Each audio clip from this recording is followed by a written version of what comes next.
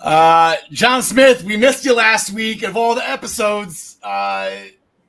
Anything you want to be excited about that we couldn't get to last week? Tick tock.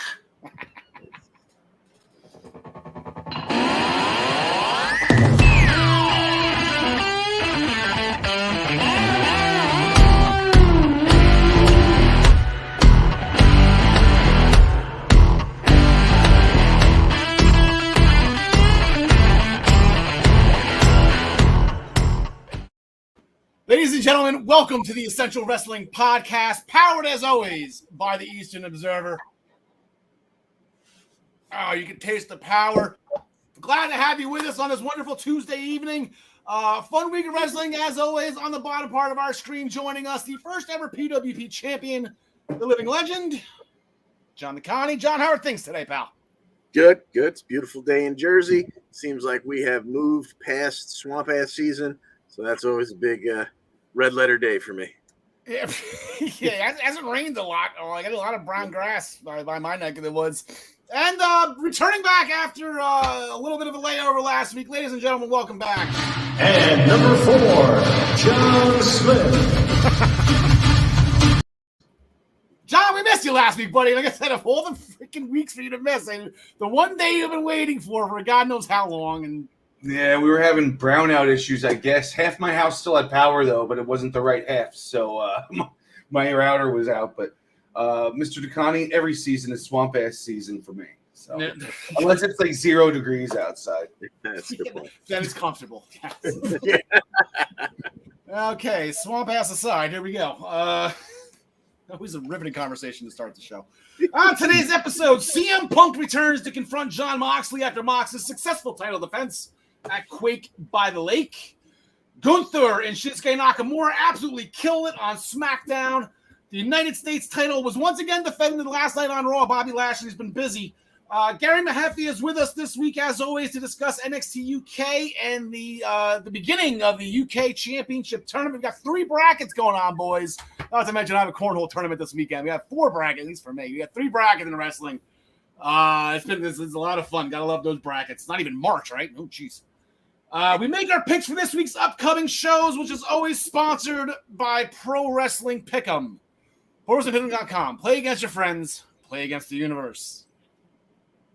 And guys, she will like it too. Oh, yeah. We're going to main event the show, making our picks with NXT Heatwave. Hold on, let me get this guy. She's got that look on her face, though. She looks it. We're going to main event their show this week, making our picks for tonight's NXT Heatwave. I'm excited about that show. 5 amazing matches. Going to be incredible. Really looking forward to it. Here are the Raw roll-up standings heading into last week. Raw has been pretty dormant. Haven't seen a roll-up out of them in a while. AEW and Impact on their heels now, making us stand. They're all over 30 or more. SmackDown's been kind of dormant as well. So we'll see how that ends up if this week changes any. It really wasn't that much. Not a lot of roll-ups coming up. It really hasn't been as exciting as it has been. But we're going to curtain jerk the show with Impact Wrestling with their Friday night Impact Plus special. That was really good. That was amazing. That's tough. With the SmackDown's putting out, what SmackDown's been putting out, maybe Impact will eventually change their process and doing these Friday night shows.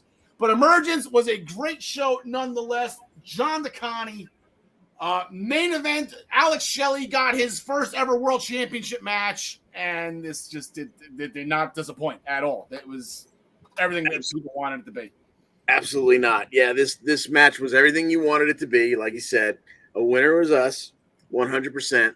It started off, even the psychology. I mean, you knew it was physically going to be great, but the psychology was great in it. At the contract signing the day before, it was really good. Yeah.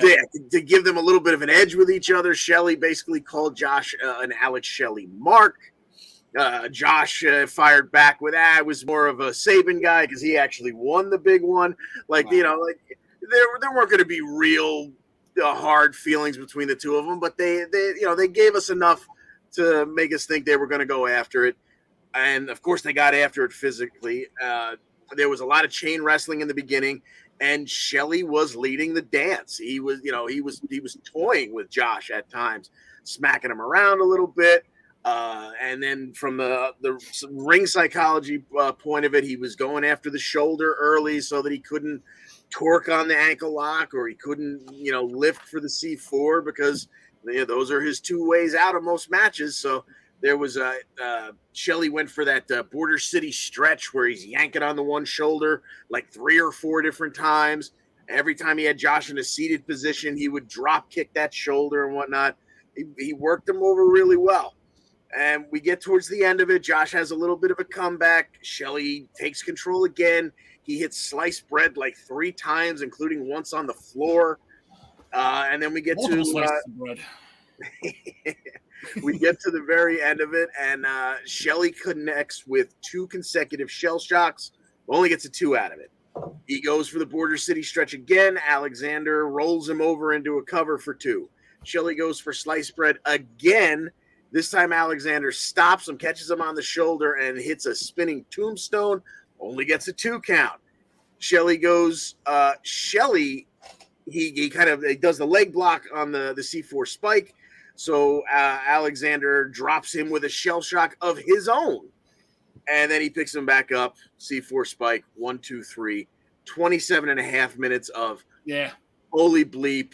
This is awesome. Everything you wanted. Josh Alexander is still your Impact champion. And rightly so. Seems like he's on his way to Bound for Glory. We're going to get the Bound for Glory at some point in this segment towards the end.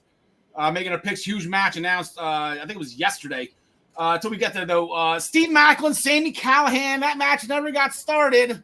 They just fought, and it was absolute chaos. So, but the brawl never ended. The brawl never ended. And we're going to keep on circling back to this.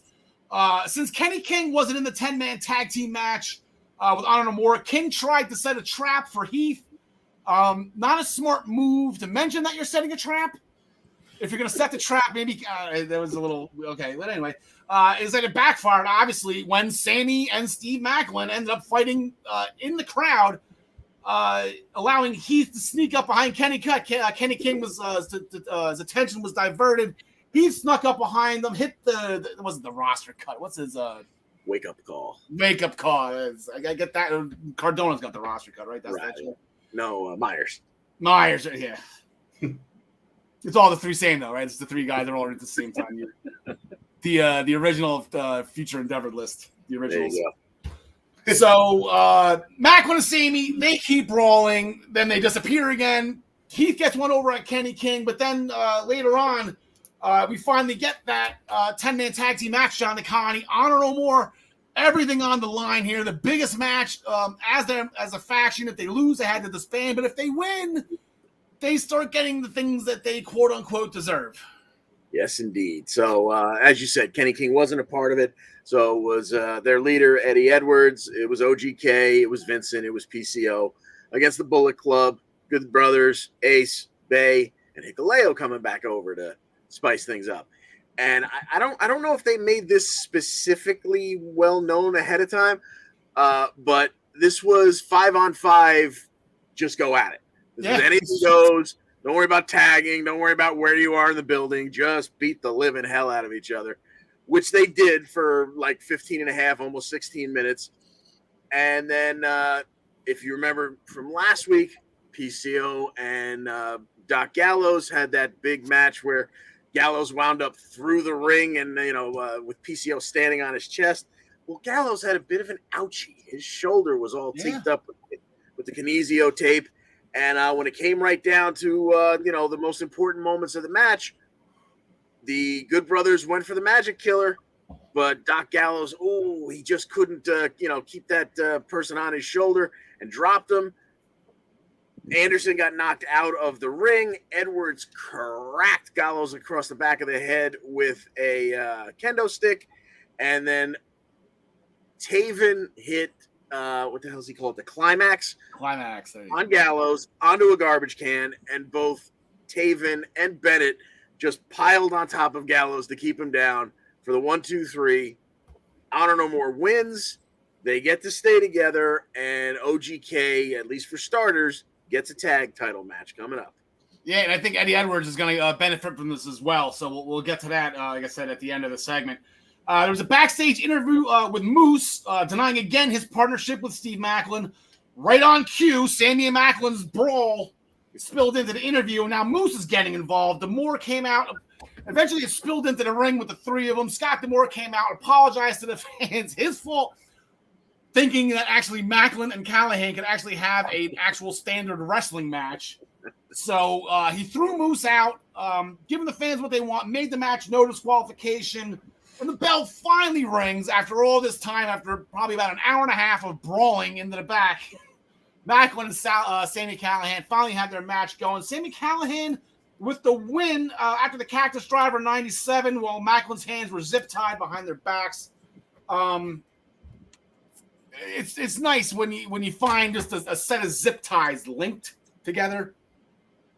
Useless in any other faction. That's supposed to the point of the zip ties that you can't unbreak them. So the fact that he got the 3 chain together, that was very convenient. So somebody did that on purpose. Good for them, whoever thought of that. Jordan Grace defeated Mia Yim to retain the Knockouts title.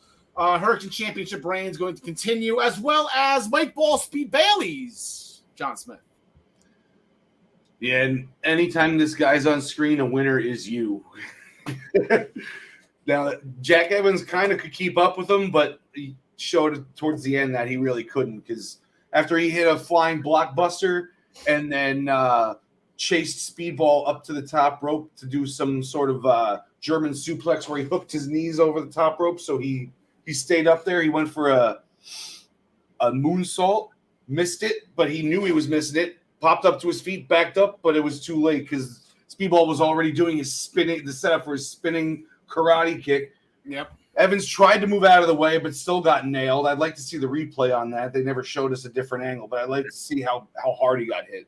And then all of a sudden, he's conveniently right in the right spot for the somersault double knee shooting star move. I forget what he calls it. The ultimate weapon. Ultimate weapon, yeah. For the 1, 2, 3, and Ball Speed is still your champion.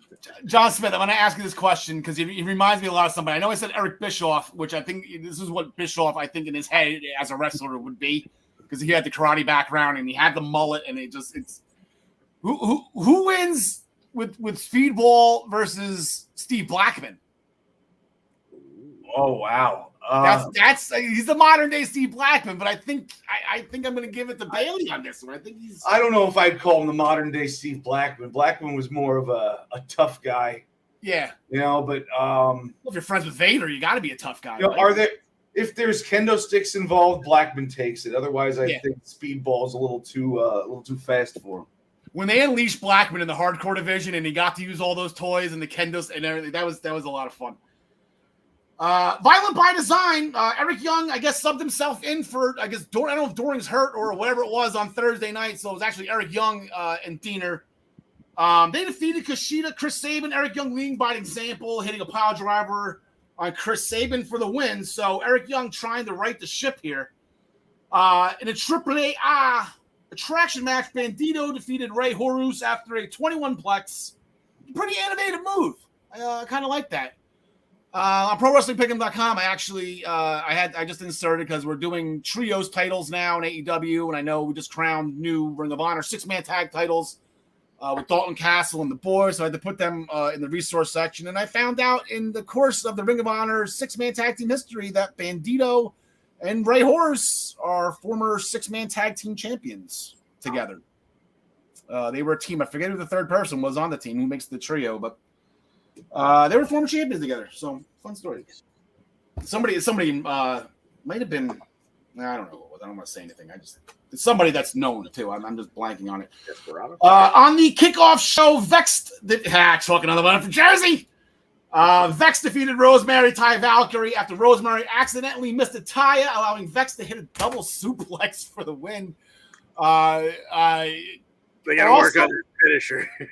Yeah, we got to. I remember they tried to do a finisher when they beat Jordan and Mia in that tag team match. They had a finisher where they were just flipping the person into kind of like a slam. they screwed it up, and I think maybe they just never. I forget what they tried to do, but it didn't look well. Like, so I remember being on this show, like, yeah, they need to work on that, and they ended up just doing a double suplex for the win, which is fine, whatever, gets the job done. 3 championship belts for Jersey right now. Waiting on Sonya to win that tag team title belt tournament with Natalya. Then we get time to find some way to get Tasha back involved in this. Does this take over the zigzag as the worst finisher in wrestling? A double suplex? It might. Yeah, it might.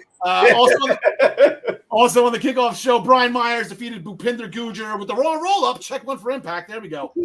To retain the Digital Media Championship. So here are the standings after emergence. Beavis went under 500. He's going to lose some ground here. John DeConnie, myself, John Smith, all 5-2. Brandon Roy, Gary Mehaffy, each 4-3. Gary, I believe, did pick.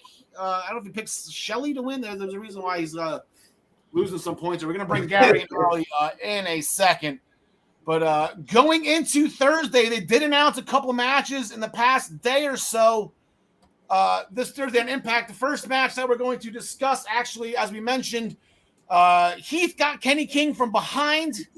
Can't imagine Kenny King being happy about that. So it's going to be Kenny King representing Honor No More, who's still a thing, going up against Heath one-on-one this Thursday, John Smith. Who do you got? I think Heath pulls this one off. I think they're going to be giving him a good main event push now. All right. John DeConnie. I wonder if Honor No More is not just going to be, feeling that whole victory thing, and they're not, there's going to be this match is going to get thrown out because they all just jump Heath and beat the hell out of him for sneak attack. That's kind of where I'm going. They don't care about the win. Just get him. Yeah. Now he's not going to sneak attack you, and unless Rhinos do back, Heath's in trouble. It's really. I don't think Heath's got any friends right now. He's doing this by himself. So, John Smith, we have an X Division Championship match. Mike Bailey, he's getting right back at it, being challenged by the Bullet Cubs, Chris Bay. Ooh. Wrestling's hardest working man, huh? Yeah, I'm taking Speedball until he proves me wrong. Yeah, John DeConnie, I don't think it's going to be Chris Bay on. I think it's going to be on a pay-per-view. I think you might as well just let him just go into Bound for Glory in some type of car crash, whatever, boxing gimmick match. Absolutely. They have for that. I concur. Okay. Then in the main event, we're going to bring in Gary Mehaffy early. Gary, top of the evening to you, my laddie. How are things going today? Not too bad. Just tasting the par, keeping myself ready here to get going. There you go. Glad to have you. As always, we're going to bring you in here early. This is an absolutely huge match signed for this Thursday. It's going to be a 6-way elimination match. The winner will be the challenger in the main event at Bound for Glory. So Bound for Glory, that's Impact's version of WrestleMania, their version of Wrestle Kingdom. This is their big show. So this is going to be, I don't say over 30 minutes or whatever. I'll leave it up here. John DeConnie as our senior Impact correspondent. I'm assuming Josh Alexander is going to have to defend the title at Victory Road before he gets to Bound for Glory. Sure. But someone's going to be waiting for him. And who do you got? And I think, Swan's a former champion. Bandito's a former Ring of Honor champion. I think Macklin, Moose, and Callahan will somehow kind of X each other out. And Eddie's obviously a former champion. But I think if this isn't leading to Eddie Edwards at Bound for Glory, I will be very, very surprised. They've slow-rolled Honor No More for a long time here. I thought maybe they should have at least taken the tag titles a little while ago. They're finally getting that tag title shot, and it just seems right that they'll build towards Eddie getting a world title shot. Gary Mehaffy. Gary, like I said, Honor No More won that match on Friday night. They're getting what they deserve. Eddie had an interaction, conversation with Josh Alexander last week or 2 weeks ago, whatever it was. Yeah, I mean, I had it down to 2, and I had 2 different reasons for picking them. And I was going to go with, because I was looking between Eddie Edwards and Rich Swann, and I was going to go with Rich Swann because I thought, you know what, He's the only one of the 6 I've ever seen wrestle live. He was at a show here in Belfast.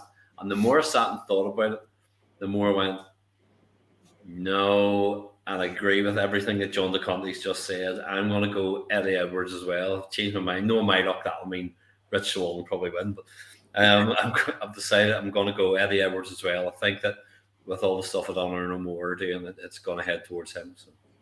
John Smith, to Gary's point too, Rich Swann also had a conversation with Josh Alexander a few weeks back, where D'Amore was like, you know what, Rich, that'd be great, but Josh is taken at Emergence. He's got Alex Shelley. We'll give you Kushida next week or whatever it was when Kushida debuted. So Rich Swann has been in conversation here too. I feel like this. I think at the end, when this is all said and done, the end of this match, since it is elimination, probably will be Rich Swann and Eddie Edwards. Yeah, and maybe Rich Swann gets the title shot before Bound for Glory, but I thought I was so smart, but then you guys said the exact same things that I was thinking. Eddie Edwards is going to take this one. All right, so that will do it for the Impact portion of the show. Look, that's going to be a great match. That's going to be over 25 minutes. So that should be. They should just devote the whole last 45 minutes or whatever it is to that match. That's going to be absolutely incredible. Huge stakes on the line here. Because they're Bound for Glory, their Super Bowl, their WrestleMania. So, John Smith, John DeConte, we will bid you adieu for the time being. We're going to keep Gary on to go over some more brackets. Gary, before we get to them, though, once I get this all situated here, there we go.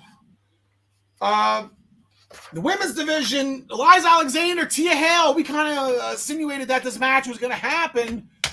Tia Hale's, I guess, first match overseas, her second match of the week. We'll get to her first one later on. But Eliza Alexander, Tia Hale.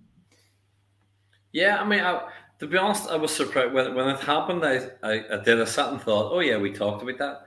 And I was surprised that Eliza Alexander won it. I did think that this would be the time for one of the NXT 2.0 ones that's come across to win another match, and Eliza can lose the match.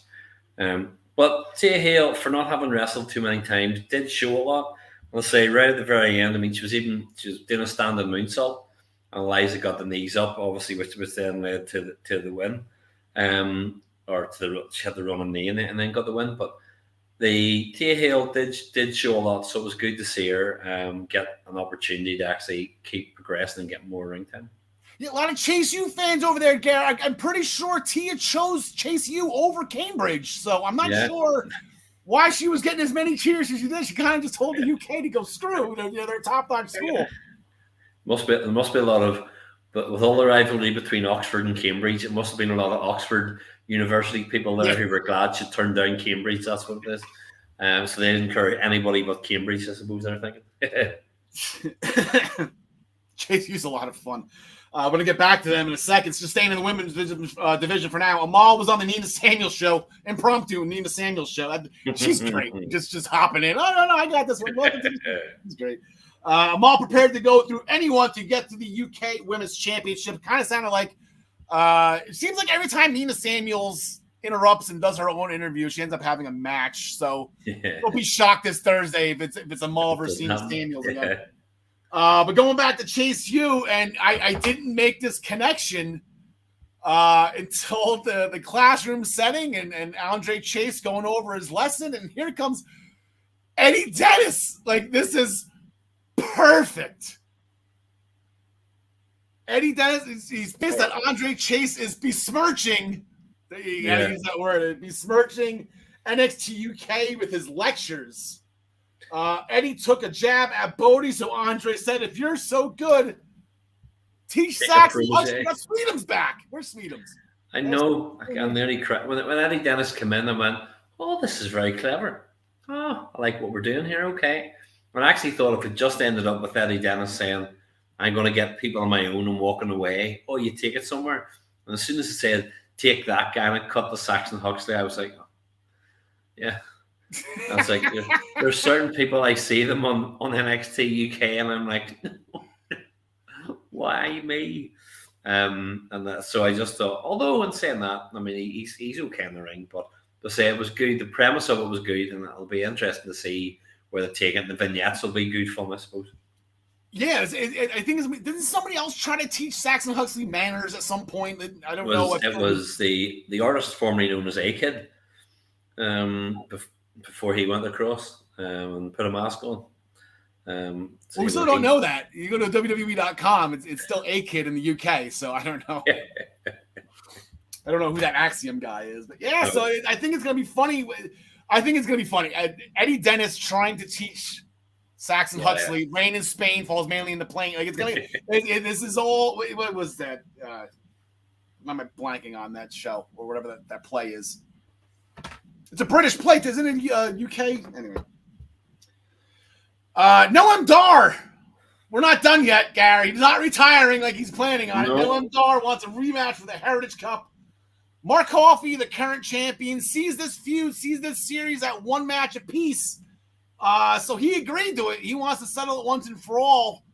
Not a time or a date given on this yet. I think with the tournament going on, this might be a couple weeks from now. So, but let's get right to the tournament, Gary. First round action last week. Charlie Dempsey did a number, but he couldn't. Yeah, unfortunately, that number was the 1, 2, 3. I was surprised. I mean, it was a great match. I mean, they're both good, and Charlie Dempsey's amazing. But I was surprised that he went through, because that's all three members of De Familia that Oliver Carter's gone through. Yeah. And actually winning it with a Raw roll up. I believe at the end too. Pick up one, notch up one for us. But I don't mean to cut you off, but this is where that makes sense, though. This is where that completely makes sense, because Oliver Carter got his leg destroyed. Charlie Dempsey was offense the entire time, but you can't have Charlie Dempsey go against Trent Seven. No. So you had no choice but to use the Raw roll-up here. Because the whole way through, I was like, what are they going to do? And actually, it even then gives you, not having seen where it goes or what happens, but when when Oliver Carter and Trent Seven have their match, you have a built-in story of going, he's already coming in with a dodgy leg, and then Trent Seven just works over it. So you have a built-in storyline for starting. So it was very good. As you say, the roll-up made sense. And when it happened, you went, that one actually has a reason for happening. So Yep. And we'll get to Trent Seven. We'll get to Seven and Carter in a second, because you're right. There is we'll get to it now, because we're not picking that match. That semifinal match isn't for another probably 2 weeks or so. So we'll get to that next week. They hate each other. Carter and Smith were the reason why Mustache Mountain broke up. Yeah. So Trent Seven is going to hurt Oliver. Is going to want to hurt Oliver Carter, and like I said, he's going in limping as it is. After going through all of De Familia, winning all those matches. And speaking of De Familia, Sam Gradfeld, he defeated Tio Man after a Michinoku driver type maneuver. Gary, De Familia sucks. I know. They don't win. It would almost make. I know that the rumor is obviously that Charlie Dempsey's going across to the NXT 2.0, but it would almost make me think that all three of them were going, because, as you said, they're just kind of out of nowhere. What are they doing with? I'm not saying they suck as professional athletes. A storyline, they can't win. I'm so disappointed in them. Rohan cheated twice during the match against Sam Gradwell, and Tio Man still couldn't get it done. No, they can't win. They suck. They are, and it's not as if they try to rebuild them up, you can't exactly turn them babyface and have them become, I was downtrodden and defeated, I'm coming back, because it's not going to happen. So it'll be interesting to see what they do, because that match sort of, although we knew it was coming, it came out slightly out of left field that it happened last week. So I don't know. He needs to flip over. The next time they're sitting at dinner, I know they sit at dinner a lot. They're a family, De Familia. Tio Man needs to flip over that table and be like, "What the hell are we doing?" Yeah. And it's not what are you doing? You can't not like Impact where you're blaming PCO for whatever. No, it's all three of them. They just can't get the job done, and it's frustrating, because I think it's a great. They're professional, scripted, whatever. They're doing their job here. Yeah. Come on, if I'm looking kayfabe at it, let's win some matches here, boys. As we mentioned, Trent Seven defeated Wolfgang after Seven got his knees up to block the Swanton event attempt, allowing Trent Seven to hit the Burning Hammer for the win. So Trent Seven advances. As we mentioned, he's going to get where the bracket. We got to put the brackets up. Hey, it's bracket time. He's going to get Oliver Carter. Not this Thursday. That'll probably be next Thursday. Let me get the graphic off of Tyler Bates' face. The two matches we got coming up this Thursday, we know confirmed. We'll just go right to the other side of the bracket. We got Tyler Bate going against Kenny Williams, Scar. Yeah, I'm still going to say we're going to go Tyler Bate because to me, the big money in inverted commas is in a Trent Seven Tyler Bate final. So I'm going to say Kenny Williams will try to be the cockroach, but Tyler Bate will win in the end. Yeah, I think Tyler Bates a lock. I'm gonna go Joe Coffey being a lock here too. He's just coming back. Mark Andrews, not known for his singles wrestling ability, more of a tag team guy. If you know, I think Joe. That's a great match for Joe Coffey to come back to. I think Mark Andrews is going to do great, but I think we're looking at a Tyler Bate, Joe Coffey semifinal here. I would agree, and that'll be a really, really good match too. Yeah, it gets so hairy. I get just so many situations coming after that. Can Oliver Carter do it again? Like, I can totally.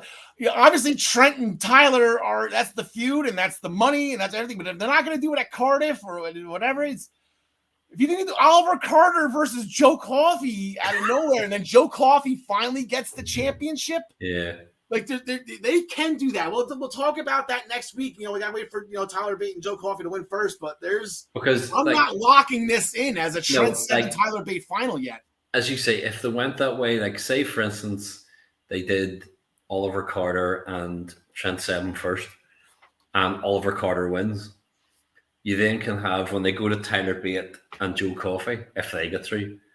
You could then have Trent Seven get involved to go, no. If I'm not getting this, you're not getting this. And then Tyler Bate's out, and you still have the 7 Bate match, which makes sense, and you've gone the other way. So there's a lot, as you say, could happen. So. Yeah, and Tyler Bates, he was there last week. He just wanted to observe. Sid Scowls, like, stay away.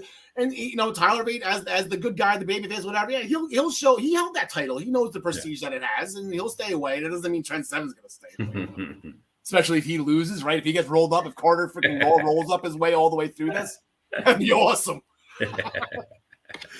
All right, Gary, we're going to keep you here real quick. You're gonna hop off screen once I get the graphics situated because your guys are doing pretty well. We're gonna bring him back, John Smith. There you go, Gary. Down here, John. That's the way it's supposed to look. We're going to lay the smacketh down on your Rudy Poo candy ass right now, Garrett. And we're going to keep you on because the main event of SmackDown, the Intercontinental Championship, they're trying to do the same thing, or they're going to do the same thing. I think they're doing a great job of it already with the U.S. title, so they're going to keep it rolling. There was a video package for the Intercontinental Championship, as they did with the U.S. title, showing over 40-plus year history of the great champions. It was a great video. I want to do a count. I believe there have been 89, if not maybe Gunther's the 90th Intercontinental Champion of all time. Cole keeps on saying over a dozen. I think there's got to be more than 12 out of 90 in the Hall of Fame. I actually want to get that number because I'm willing to say there's at least 20 to 25. I mean, I know you have your your random champions. Like. Albert was a champion, and you have your random guys like that who kind of just didn't, fit wherever the time being it was. But Gary, then he just main event Gunther and Shinsuke Nakamura. They built it up. It set records and rating records for Friday Night SmackDown. Like I mentioned, John DeConnie. We talked about it last week. Why Impact wants to go near that with their pay-per-views going forward. Yeah. Is beyond me, but they don't need Roman Reigns to succeed because they have Gunther. Yeah, I mean, it was like, I know the G1's going on in New Japan at the minute. It was like a G1 match. It was so hard hitting with a lot of kicks, chops, boots, slaps, you name it. But you had the story of it with Nakamura focusing on Gunther's left arm with the armbar, and they both traded German suplexes. Gunther hitting a normal one.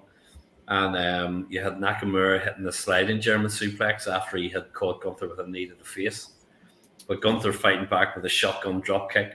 And as Nakamura had valiantly fought and set him up eventually for the Kinshasa, you had Gunther clotheslining out of his boots for a 2 count, and then getting a shotgun drop kick to the back and the power bomb for the, now let me get this right, Was Zwa Dry, which I think is 1, 2, 3 in Austrian, probably pronounced wrong. But I checked, I Googled it while we were in the backstage before we started. And the thing with it is, what I did notice, like at the very end of the show, Roman Reigns isn't there, but the confidence that the company have in that it was just, this is Gunther, he's a man, so bring it on. And he was literally just standing there going, who's the daddy? At the end of it. So they really are putting a lot of their emphasis behind him. They are. They want to put the emphasis behind him. They want to put the emphasis behind that championship. The crowd was out of control during that match. Like, they were completely into it the entire time. And I think one of the more important things out of all this, Gary, with the whole nonsense with Gunther and Ludwig Kaiser is over. That was, I didn't want to see that. No way. Just let Ludwig, I keep on saying Borga, but I know it's you think the Von Kaiser in me and the Nintendo from the 80s, but no, it's Ludwig Borga. Ludwig Kaiser, that's just stopped, thank God, and just let them just be them. And it's, over under John Smith, I know the over under is his title reign, Gunther's title reign. Like, this is going to be a while. Yeah, I mean, it is the mid card title, so I think I don't think he'll be like a year and a half champ though. I think that eventually they'll just have him either drop it in a multi-man match or something just to keep him clean and then move him up to the main event, something like that. Ricochet did a backstage interview. This is the exact quote. I'm more locked in now than I've ever been in a long time. It feels like I've been shot out of a cannon, and it feels good. Yep.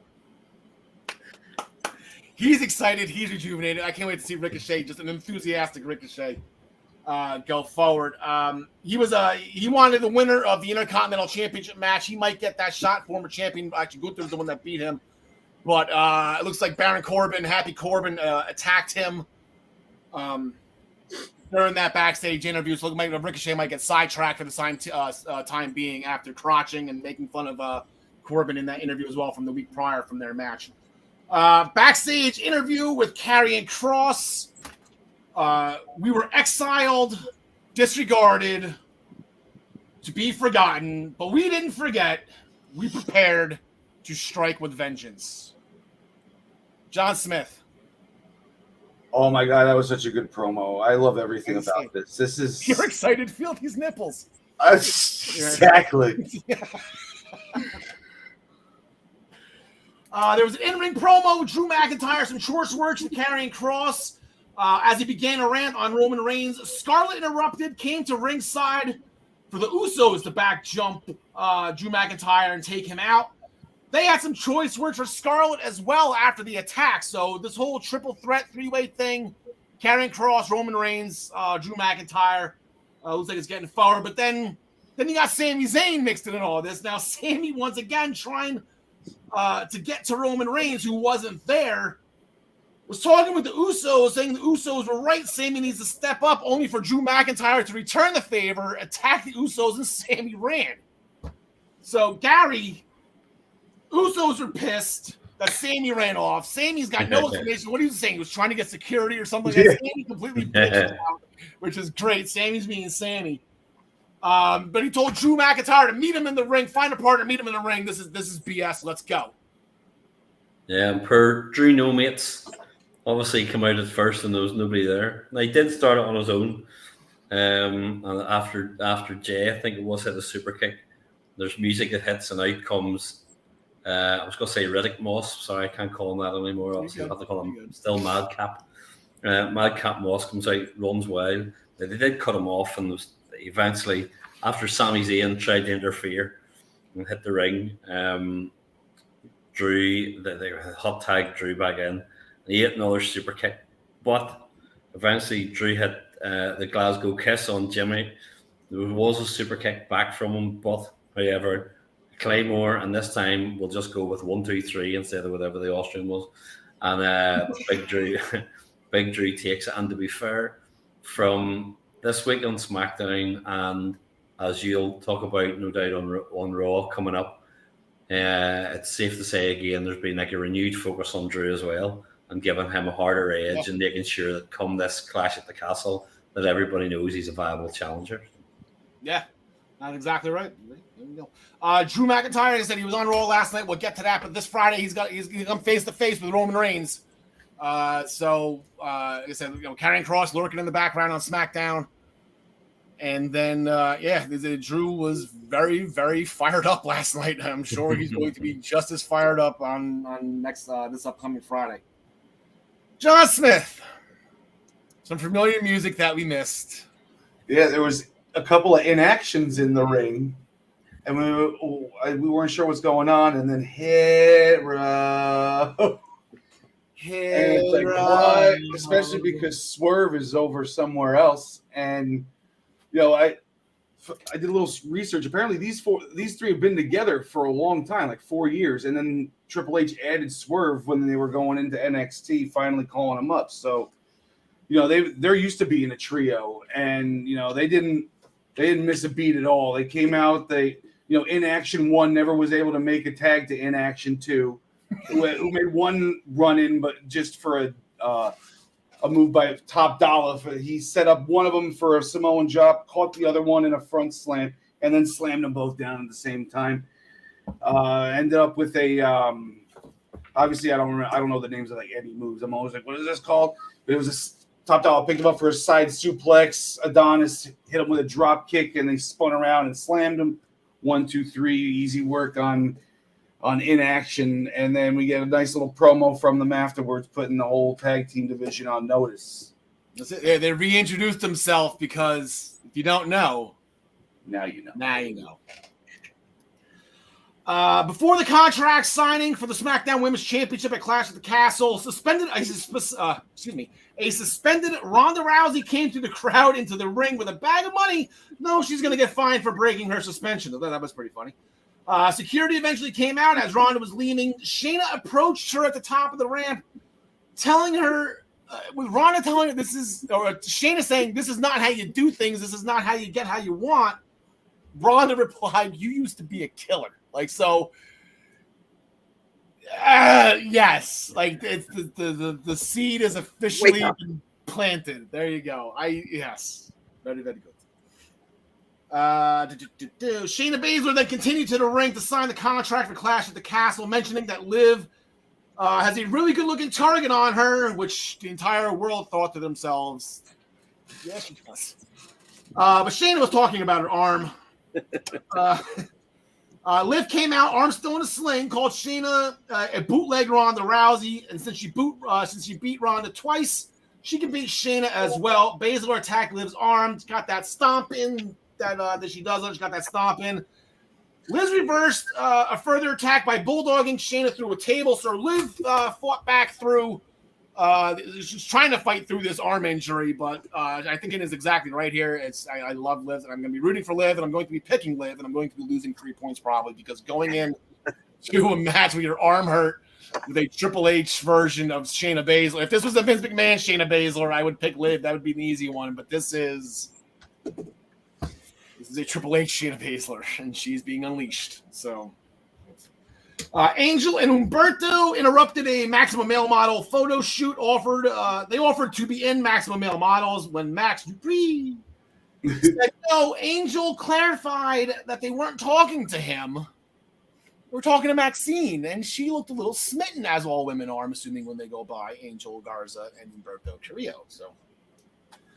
See what happens on that. Kofi Kingston versus Ivar never happened. Doing the Kofi Kingston growing a set of balls and attacking the Raiders on during their entrance on their way down the ring with a kendo stick. Numbers game eventually caught up with the Viking Raiders. Eventually, they took down Kofi, ending with an Ivar splash from the guardrail onto Kofi onto the entrance ramp. That looked like it hurt. That looked like it's tough. They're going to be having a Viking funeral for the New Day this Friday on SmackDown. And on a side note, this past Sunday, the Viking Raiders actually hosted their annual preseason NFL game where the Raiders beat the Vikings 26-20. That's an American football joke, Gary. That's the one. Okay.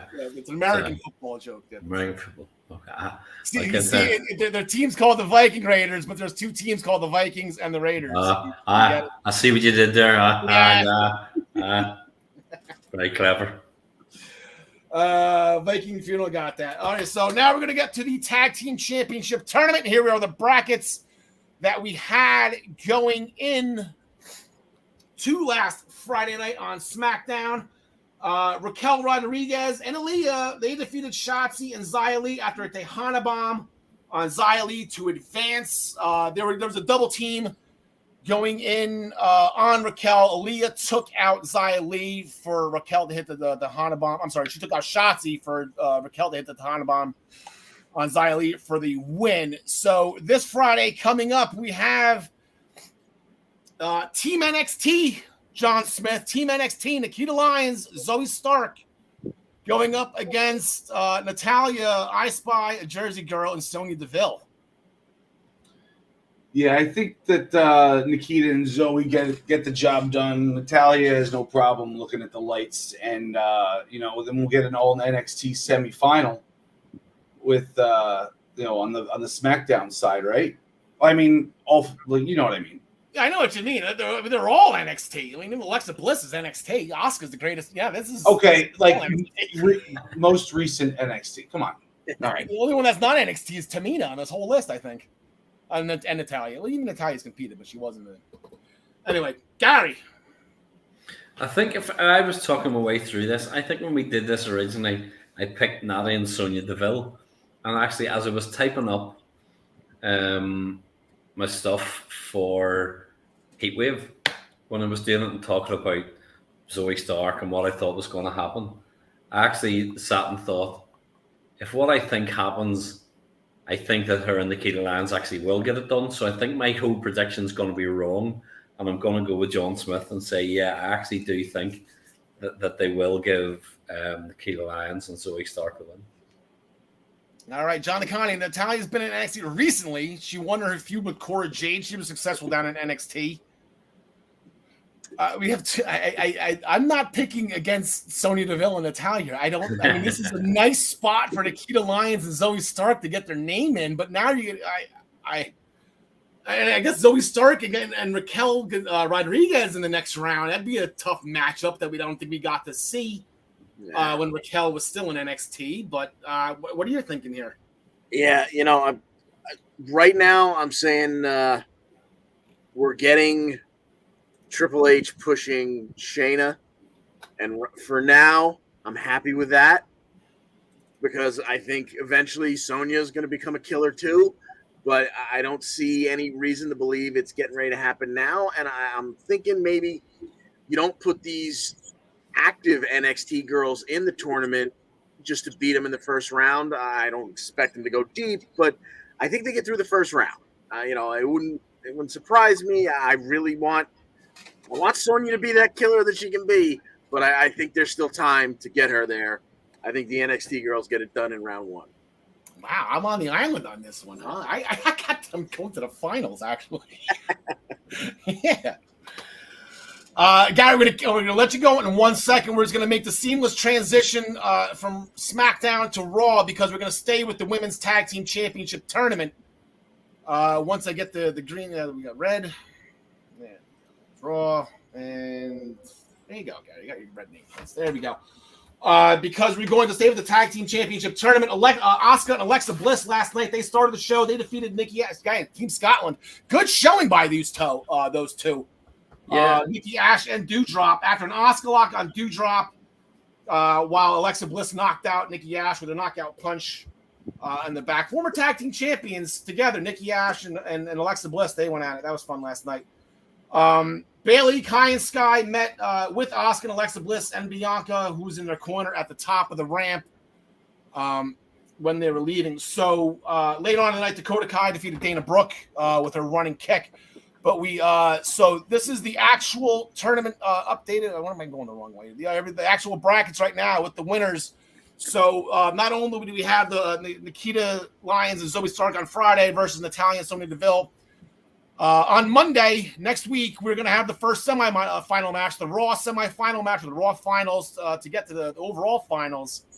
Alexa Bliss, Asuka against Kai and Sky. Gar, this is tough. I had no idea.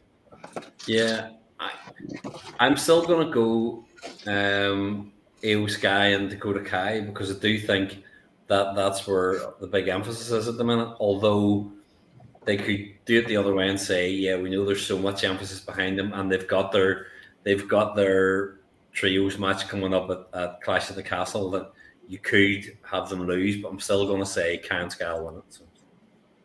Yeah, that's a big point. Like, I don't want to say you can't assume that the winner of this match is going to win the whole thing, John DeConnie, but there's a possibility of that. And then you have the women's tag team championships represented in that 6-woman tag at the Clash.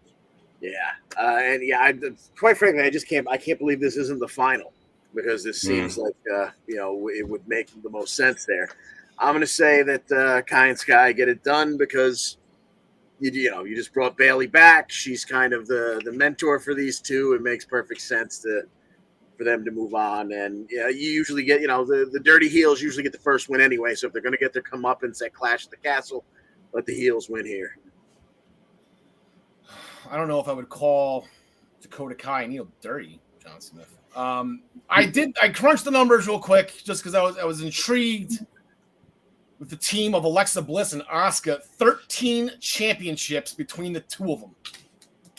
And I want to say Sky and Kai have 3, and they're all NXT. Yeah, well, who were the first ever NXT tag team champions? Dakota Kai and Raquel. Yep. And that's what this whole tournament's about, the two of them meeting in the finals. Wow. So we got Io and Dakota winning this one, and then obviously I think Raquel and Aaliyah are going to move on to the finals, even though we're not picking that. All right, so I'm on an eye on in this match too because I'm going to go Alexa Bliss and Asuka. How? Oh wow. The Bayley factor. Yeah, but they have Bianca. Bianca's going to cancel that out, and then what's going to happen is in the finals, it's going to be a Bliss and Asuka versus Sonya Deville and Natalya, and they're going to screw Bliss and Asuka out of the finals, and that's how Sonya Deville joins our New Jersey Champions list. Ow! So you're just doing a Homer thing. Okay. I don't know if I'm not betting against Alexa Bliss and Asuka. No way. That's a tough team. Gary, thank you so much for joining us late this evening. We appreciate you. Anything before we get out of here? Oh, your Heat Wave. Who do you got Heat Wave? I know you got for Heat Wave. Speaking of Homer picks, who do you got in the main event tonight, Gary? It was so hard. I know. I was such a struggle. Yeah, as I said when I wrote the article, it was like Fergal Sharkey eventually said a good heart these days is hard to find, and I had to go. I was head over heart, and I went with Gone with My Heart, and JD's going to take the title. So I'd say I've got JD winning. I've got Santos Escobar getting kicked out of NXT. Wow. It's all come full circle. I think they're just doing it just to prolong this, John. I think somebody in WWE have seen it when I know where the money is. It's in Gary and John talking about Santos and JD. Let's keep it going. Gary, thanks so much for joining us tonight, pal. We will see you next week to talk more UK tournament action. Yeah. And potentially, I say we're going to be leading the show off with Heat Wave, but we got a new champion. Plan on being on for that. Have a good one. See you later. Have a good night, Gary. See you, Gary. All right, so that we're going to continue on. John Smith, we had, like I said, another United States Championship match, bringing the prestige back, and Bobby Lashley and another barn burner. And they advertised to do all this. They advertised this as a first time ever match, and I couldn't believe that these two never crossed paths in Impact. And then I Googled it. I couldn't find any match where these two ever faced off. So, maybe they've been up across from each other in like a tag match at some point in the past few years, but we've never seen a one-on-one AJ versus Bobby, which I think would be like a dream match for like if you made your all-time Impact card, you know? Yeah. I think Styles might have been gone when Lashley was there because that was probably around 14, 15, 16, and Styles might have been in Japan. They just missed each other. Yeah. Yeah, so this one did not disappoint. I mean, they were inside the ring, outside the ring, everywhere. You know, it was a nice, clean match. Nobody, you know, ended up trying to poke each other's eyes or anything like that. You know, at one point, AJ hit this nice flying knee where from the floor up to the ring apron while Bobby was standing on the outside. It was so fluid. I can't say enough good things about AJ. It's like, you know, the same way I feel about Speedball, but times 10, you know. And, you know, at the end, he couldn't get it done. He went for the flying forearm over the phenomenal forearm off the top rope. Bobby ran underneath it. They were on an opposite, and then spear 1, 2, 3. At one point, he put the hurt lock on AJ, but AJ, they were on the ground, and AJ turned it into a raw roll up and almost got the victory. Yeah, that would have been big. Yeah, and spear victory. I like not seeing AJ tap. Yeah. And then they actually, the Miz and Ciampa got somewhat a little bit involved in that, and so did Dexter Lumis, who they did name. Eventually, you know, Graves kind of put the squadoosh on. Like, don't bring it up. You know, they're still trying to play off that he doesn't work there. But the cameras was on him a little bit too much to kind of, you know, last week was one thing. It was kind of off in the distance, but when I saw when they announced this on Monday, it was like Styles. I'm like, oh, I think Dexter Lumis is gunning for Styles. I think that's what we're going to be getting, and I think John Smith, the winner, is going to be you on that one. Yeah, that's going to be good. But there was a backstage interview earlier in the night. The backstage interview with Miz and Ciampa. Miz blames AJ Styles for Ciampa not being United States champion. But as a reward for Ciampa's hard work, Miz made playing card necklaces with Ciampa and Miz on together. They made matching ones. Miz made one for himself too. So I am loving the fact that these two are actually getting along, and Miz isn't being an idiot and screwing it up. So Yeah. Yeah, exactly. Yeah. But Miz and Ciampa, they had a match. That was before their match, John DeConnie. Fun team that they. Yes. I believe this was the finals of the Cruiserweight tournament at WrestleMania 34, if I remember correctly. Yeah, so someone wandered into catering and went, very talented, very talented. You come here. We've got something for you to do tonight. Miz and Ciampa took on Mustafa Ali and Cedric Alexander. And you know, hold on. It's like Hunter called Mustafa Ali. Hey, do you want to come back? I can get you back. Dude, I'm in catering. I'm still here. Still here, bro. All right, come over. You survived all this? So it was pretty obvious where this was going, unless AJ was going to interfere. Miz and Ciampa were going to win. That's not going to be a surprise. But what you got here was two guys that we haven't seen a lot of in Ali and Alexander, and you got a 9.5-minute match. So they got to show off just how good they are. Yeah. And, you know, Miz didn't, you know, drag Ciampa down too badly, so it was a good match back. I'm sorry. John Connie, thanks for joining us this week. Why is the first time I'm going to kick you off the show? What the hell was that? What the? Hey! So anyway, so we get about 9.5 minutes. Ali misses the fact that Ciampa has made a blind tag. Ali drops Miz. He goes for the 450 splash. I don't know how. I guess it would happen during the super kick that set up the 450. Miz wound up with a little blood in his mouth. I don't know how the hell Ali didn't wind up with blood in his mouth. Because as he came down for a 450 splash, he met a running knee from Ciampa. He got blasted. Then Ciampa picked him up for the fairy tale ending in the 1, 2, 3, and Miz and Ciampa get the W. See, I have it the other way around in my notes. I'm like, you know, congratulations for Cedric and Mustafa being able to keep up with the Miz. Like I have it the other way around. Of course. And apparently, I guess it was still a thing, and I didn't realize on the main event. Apparently, there was a huge feud on the main event between, I guess, Cedric Alexander and Shelton Benjamin finally broke up. I didn't realize that was still going on. It's still a thing, huh? Okay. I mean, why is he Shelton still there? Again, why not keep them together? Get the Hurt Business back together. Theory is back, telling us all again who he is. I'm the youngest this, the youngest that, whatever. Interrupted by Dolph Ziggler, they had some words. Theory fired back hard, saying Ziggler hasn't done anything since being world champion way back when, which prompted Ziggler to headbutt Theory, and they brawled all around the back. And John Smith, this was your main event. How about Theory getting a huge push here? Yeah, especially with a U.S. title on the line, especially it being Bobby and AJ, and then having to follow that. Yeah, I don't know. They should have put Bobby and AJ earlier in the match, earlier in the card, because they were back to back. But I mean, this was a good match. Dolph came out, like a ball of fire right away.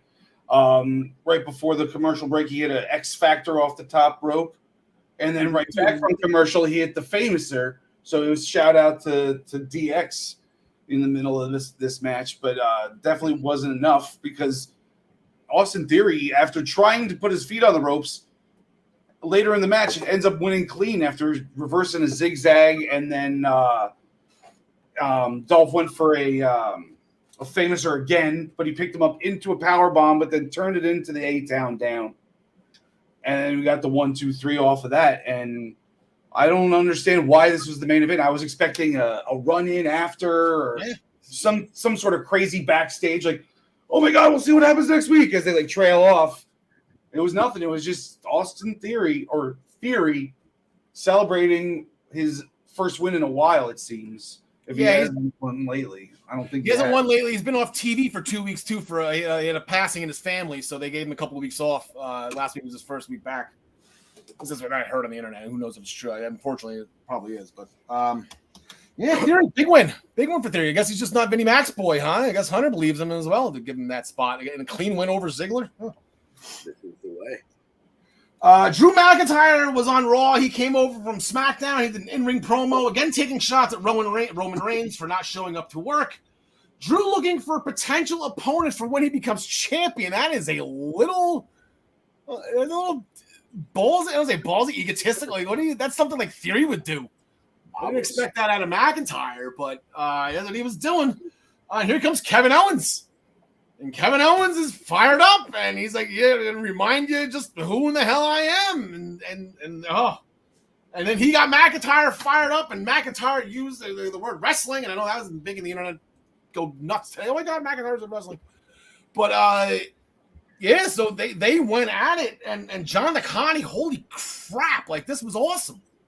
More importantly, Kevin Owens reminded us that it's been 5 years since he has held the title, and enough is enough, and it's time for a change. Yes. So these two went at it and beat the holy hell out of each other. This has become Drew's specialty. I mean, he carried this company on his back for a good portion of the pandemic era, and he deserves every bit of acknowledgement he gets because he has put on some of the most amazing big man, just violence for the sake of violence matches we have seen over the past 2 years. And, Owens isn't 6'6", but this was another that he's a heavy hitter, and these two beat the hell out of each other for almost 15 minutes, and it ended the right way because you're sure as hell not going to beat McIntyre going into the castle. And if we're supposed to respect Kevin Owens again, and he's not just there to make everybody laugh and then eat a pin, he needed to not eat a pin here, even though it was against Drew. And right around the 15-minute mark, the Usos came out and grabbed Drew's legs, and it caused a DQ. And he fights the Usos. McIntyre fights the Usos off. KO gets in a stunner, so he gets to hit his finisher, even though it doesn't lead to a pinfall. He takes off, and on his way out, he tells the Usos, "You tell the boss man he now owes me one," because he, just put Drew in La La Land. Then the Usos decide to try and go back at Drew, and they weren't quite as lucky. Well, one ate a Glasgow Kiss, the other ate a Claymore, and as that segment ended, Drew told them, "Tell your boy I'll see him on SmackDown." Yeah, they have the face-to-face coming up, as we mentioned earlier, on SmackDown coming up this Friday. Seth Rollins joined us in the ring to listen to what Riddle had to say. Riddle's announcement was that he's medically cleared and he's coming after Rollins, in which Rollins welcomes, because Rollins always comes out on top during these things. So Riddle granted his wish. He was actually in the building, not in his mother's basement, as Rollins assumed. So Riddle ran out for attack, ended up chasing Rollins into the crowd, and they're going to get at it. It is official at Clash of the Champions. We're going to get the match that we should have got at SummerSlam. Going back to Kevin Owens, Ezekiel's family comforting him in the hospital. John Smith and I are on this Facebook page, and they love Ezekiel, and they thought after last week they were in an uproar. These people, that Ezekiel was going to die and it was over, and now they're realizing that no, he's not dead. We're going to expand his family. And I didn't get a picture of it. It's all over. I think the one guy in I think that's Elrod, right? The guy with the mustache and the blue. That has to be Elrod, right? His mom was there. His dad was there.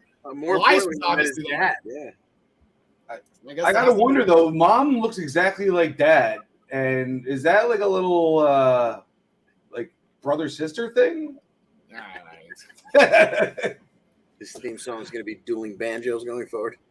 Veer Mahan was back. He defeated In Action with a cervical clutch. Really stretched that cervix. Good to see Veer Mahan back on TV. Can we get rid of this game now?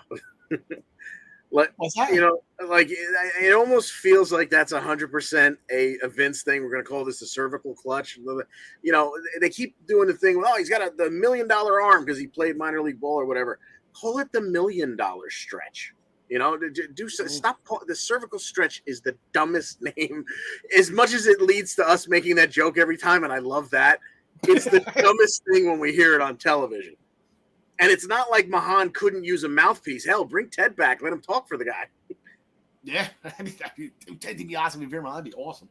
He was hitting hard in that match. I didn't realize. I guess maybe I didn't see, or he wasn't showcased in these before. Like, he was fast, he was athletic, he was agile, and he was hitting hard. Like that leaping splash that he did. He opened my eyes. I kind of scoff at him and make the jokes and whatnot. He opened my eyes on last time, even though it was an in-action match. He did his job. That big man can move. There was an in-ring promo with the Judgment Day at the beginning of the show saying the Mysterios weren't in attendance on Raw. Damian Priest said the same thing about Edge, and Priest is going to go it alone next week against Edge. We're going to get to that in a second. Rey Mysterio was there, though. He attacked the Judgment Day from behind, had a little bit of an advantage swinging the chair, eventually got caught and dropped, culminating with a coup de grace onto a chair onto Rey. So Rey got smushed in between a steel chair and the canvas. So it looks like that's Rey might be out for a couple of weeks on that one. But the big match coming up next Monday night in Toronto.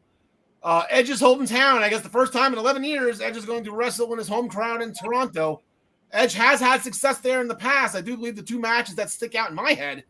One was at WrestleMania in Toronto. I do believe he had a big feud with Booker T over a shampoo commercial over in Japan, where Edge got the win on that one. That was in Toronto. And then I believe there was not as much talked about SummerSlam triple threat match in Toronto, where Edge won the Intercontinental Championship. I believe he successfully defended it against Chris Jericho and Batista. Maybe Jericho was IC. I don't know, but that was in Toronto. I think Jericho was getting most of the cheers on that, though. Anyway, Edge has had success in Toronto. He's home. And Damian Priest, John Smith said he's going to go alone. He's going to leave Finn Balor and Rhea Ripley in the back. He wants to do this one-on-one. I think he's lying. Yes.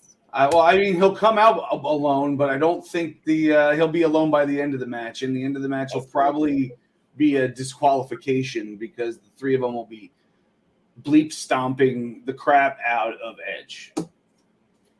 That's what, here's the Terry Crews commercial. Oh, just moisturize. That's what it does. Yeah. Well, the heel's gonna cheat. That's what they do.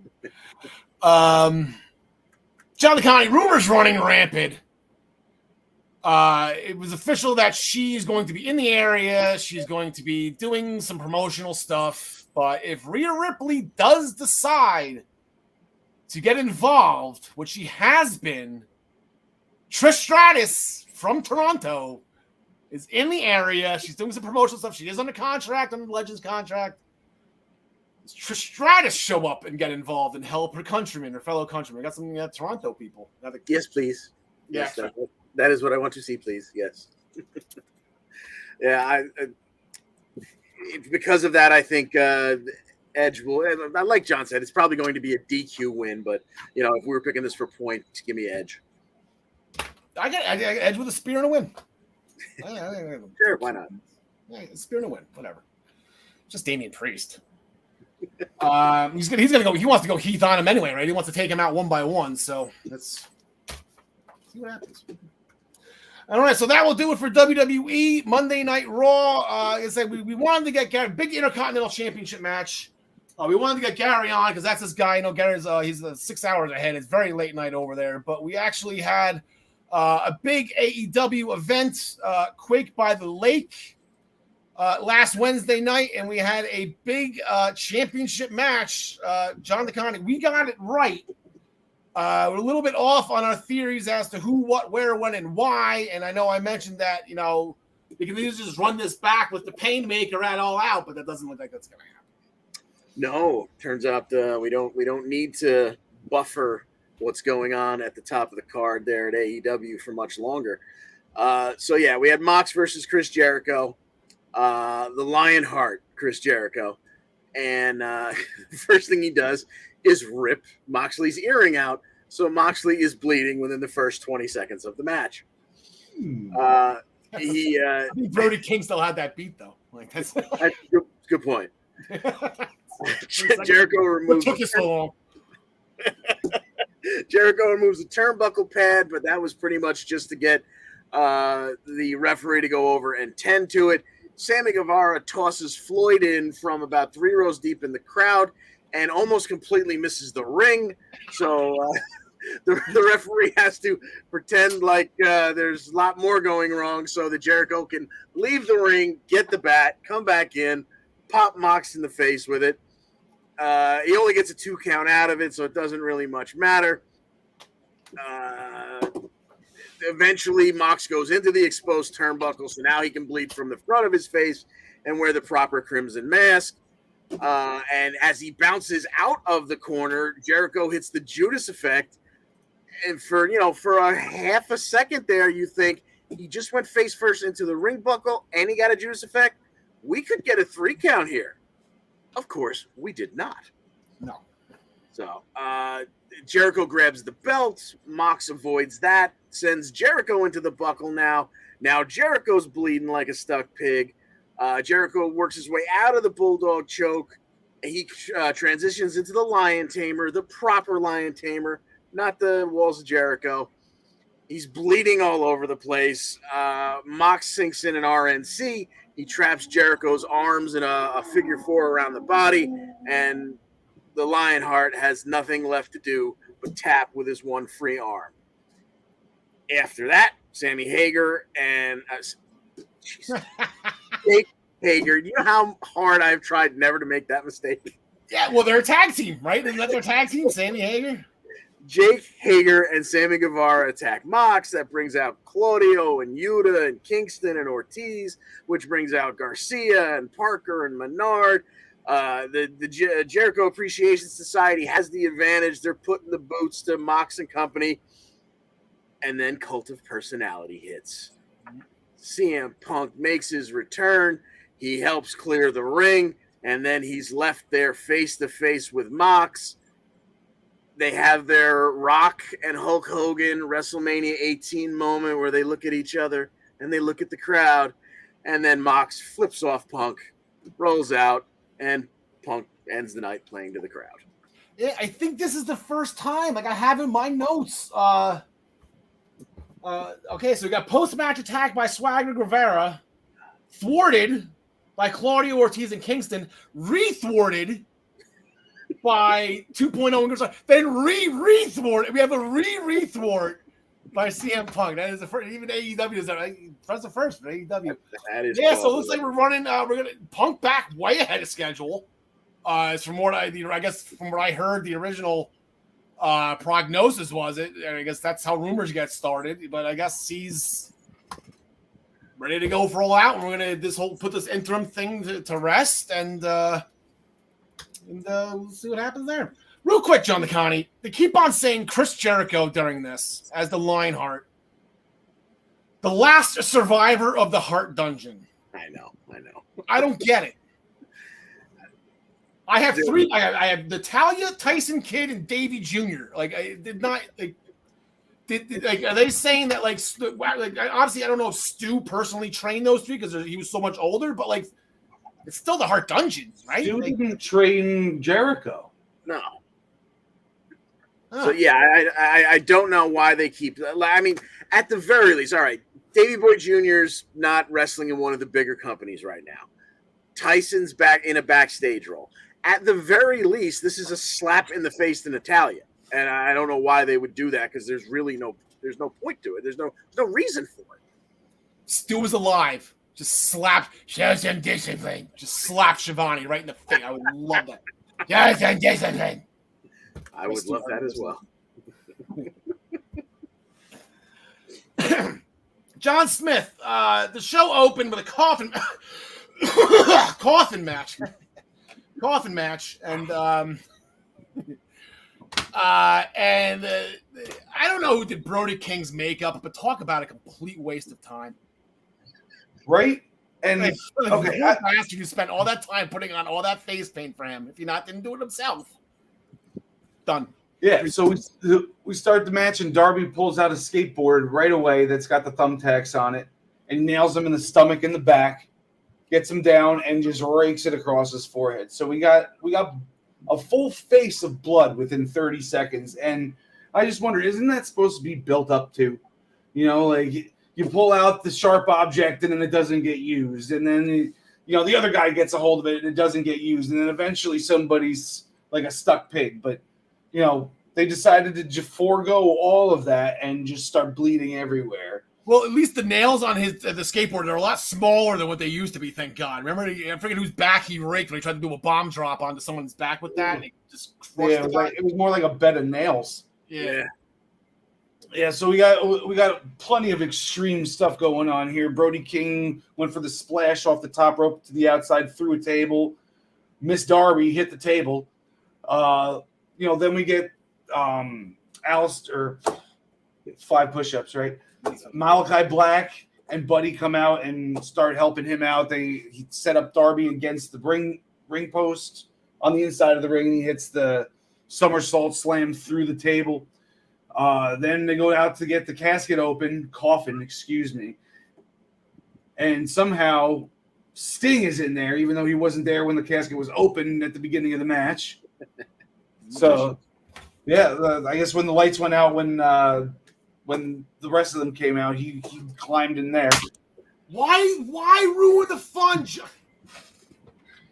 I remember wondering how the hell you could see Undertaker's face inside the casket after he lost to Yokozuna at Royal Rumble 94.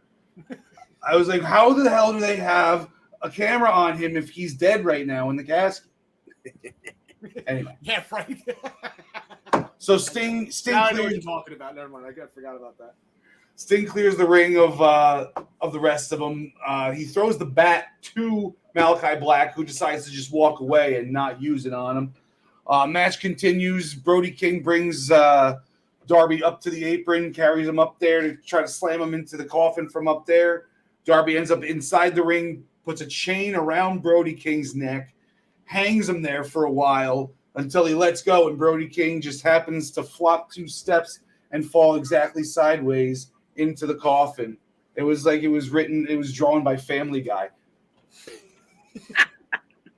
But we get Darby winning yet another match. I don't know why they like him so much. Yeah, Darby gets the win. They said House of Black, he said, got involved. Sting got involved. No sign of Miro, so I guess he's still as confused as I am. But then later in the night, Miro's going to try to take out the House of Black. So, good. He's made a decision going forward. I like this Miro and Malachi Black. I like that match. All out, that'd be absolutely perfect. Love it. I think that kind of sacrifices the trios tournament for House of Black, but you know what? It's fine. Whatever. Jay Lethal, Sanjay Dutt, and Satnam Singh in-ring promo, talking a lot of trash about Satnam chokeslamming Wardlow. Battle of the Belts 3. Lethal wants a rematch. Wardlow said sure, but he's going to whip their asses now. FTR joined them, so Lethal and company bounced kind of. Lethal tried to sneak attack. Took a big rig for his efforts. So potential 6-man match coming up at some point. A lot of titles in that picture as well. Luchasaurus defeated Anthony Henry, or I guess in this case, in action. He Luchasaurus in action. So Anthony Henry's been demoted. With a fossilizer, I think that's what Jungle Boy called it, right? It was a fossilizer.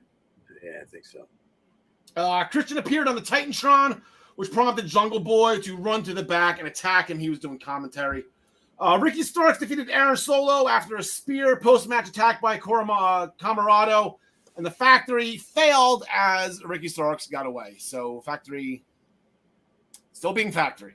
At least they're on TV, though. I guess there's baby steps here. They're on TV. Then they got to get the heel tactics right after that. Stokely Hathaway tried recruiting Colton and Austin Gunn, and Billy told him to take a hike. Billy's got his kids a match on Rampage to rebound from the match, from the dumpster, the loss at the dumpster match. But I don't know if they win that. Did I do that? That leaks into Monday. Actually, it leaks into tomorrow as well. We'll get to that. A lot of recruiting going on. The Trustbusters tried recruiting Orange Cassidy. Cassidy said no. They'll eventually get at it in the trios tournament. We'll get to that. Young Bucks, this was awesome. I officially like Hangman Page. Young Bucks went in to the Hangman Page, hanging out in the Dark Order's locker room. They thanked Page for the thwart on the attack the week prior. The Bucks apologized for everything in the past. The Bucks proposed to get Adam Page on their team in the Trios tournament because they are former Ring of Honor six-man tag team champions. They are the Hung Bucks. Page said no. These are the guys, he pointed to the Dark Order, these are the guys that supported me and had my back when I was going for the world title and when I was world champion. I'm not going to enter the tournament. I'm going to be in these guys' corner. So shout out. Hangman Page did the right thing. Very good. Good job. That was a painful promo by the Bucks beforehand, though. It was. Oh, that was torturous. That was bad. And I would have just been angry at Hangman Page. It was like, all right, yeah, that sounds great. All right, Dark Order, see you later. Good. Just because the cool kids want you doesn't mean you forget your own friends. All right, so where are we? Andrade and Roosh defeated the Lucha after Penta gave John Connie. Again, Penta got his mask taken off, and that's how they lose every single freaking week. Yeah, this time he did it to himself. This time he did it to himself, so they changed it up a little bit. It must have been one hell of a knot on that rope. The kid was a Boy Scout, whoever tied that thing. Penta got unmasked again, leaving Phoenix to eat the bullhorns, and then an Andrade DDT. So we're going to get to them in a second because they're going to be in the Trios tournament. Jade Cargill, John Connie. I'm talking a lot right now. Get this match so I can get some water going. We'll go over the standings, then get into next week in some brackets. Absolutely. Yes, Jade took on Madison Rain, the new employee, the new coach, from what we understand. And I took a little shot at her last week, not directly at her. I think it was more of her dance partner. Her first match in AEW was a little bit sloppy. Well, I had hoped, and I think we got probably the best Jade match we've ever seen. It was, it wasn't 5 stars. It wasn't, it didn't take place in Japan, so it wasn't 6 stars. But we got a really good Jade Cargill match with Madison Rain. They went almost 8 minutes. Jade reversed out of Cross Reigns. And, of course, we end with Jaded for the 1-2-3. Jade goes on to 36-0. She's still your undefeated TBS champion. And Athena appeared in the ring out of nowhere, but Kiera Hogan would yank Jade out to safety. We obviously know where this is headed, and now that Chris Statlander's not around, it's not going to be a tag match. They got to go right to one-on-one. But eventually we're going to get Athena and Jade for that TBS championship. Yeah, I think that's going to happen. I would put that in all out. That'd be good. And Jade, I think, is in trouble. I'm not going to pick her to lose, but I think she's in trouble. Also on Rampage, that was not Quake by the Lake related. Sammy Guevara, Ty Conti, or I'm sorry, Ty Mello, right? Name change. Whatever. I guess did she take Sammy's last name? So is it Sammy Mello? Is that his real last name? I had to look it up because that's exactly what I thought. Apparently, that's her middle name. Sammy Mello. Or is he going to take her name? He's like a type of schmuck that would take her name. They apparently have AAA mixed tag team championships, which apparently Sammy and Ty are. They defeated Dante Martin and Sky Blue to retain the mixed tag team championships. So here are the results we have. We got some perfect pay-per-views finally. Myself, Beavis, Brian Roy, nailing it. John DeConnie 4-1, Gary Mehaffy 4-1, John Smith 4-1. So that finally puts me and Beavis on the board. John Smith went perfect in an AEW show a couple of weeks ago. Brian Royce is absolutely killing all those extra points that he's been getting. That's why he is going to be in the lead going forward. We'll get to the overall standings once we get to NXT and we make our picks. So go to AEW's upcoming card, AEW Dynamite this Wednesday night. First, as a recap, Parker Bordeaux, formerly known as Harland Boudreaux. Is it Boudreaux? Because I'm getting that confused because of Scarlett. So it's Parker Boudreaux, right? Yeah. Boudreaux? Not right. Bordeaux. That's Scarlett Bordeaux, Parker Boudreaux. The smoke show, Parker Bordeaux. Yes. He defeated Sonny Kiss, dusting off Sonny Kiss here quickly after a backpack power slam. And that leads into, I guess, another match from Rampage, because Orange Cassidy later that night, he defeated Ari Daivari and the Trustbusters after an orange punch.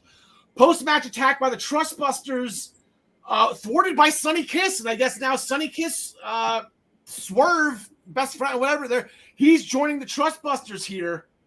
And that's leading into, I guess, the Trios Tag Team Championship Tournament. Because on Rampage this Friday night, we're going to have some first-round action. Let me get the brackets there. Brackets, there we go. The Trustbusters are going to be going up against Best Friends. So it's going to be Ari Daivari, it's going to be Slim J, and it's going to be Parker Boudreaux. I don't know where the emphasis on the syllable goes on that one. Because I didn't watch Rampage. Going up against Chucky T, Trent, and Orange Cassidy, John DeConnie. Who do you got winning this first round matchup? Oh man, yeah. Now with Sonny Kiss in the corner of the Trust, but like I looked at that bracket originally and went, "Who the hell are these guys, and why would I care?" Now they did a decent job there of building some heat between them, and now is Sonny Kiss going to be the difference? I'm still going to go with the Best Friends, but I'm not sure what they're doing here. Maybe the Trustbusters move on, but if we were picking it for points, I'd go with Best Friends. John Smith.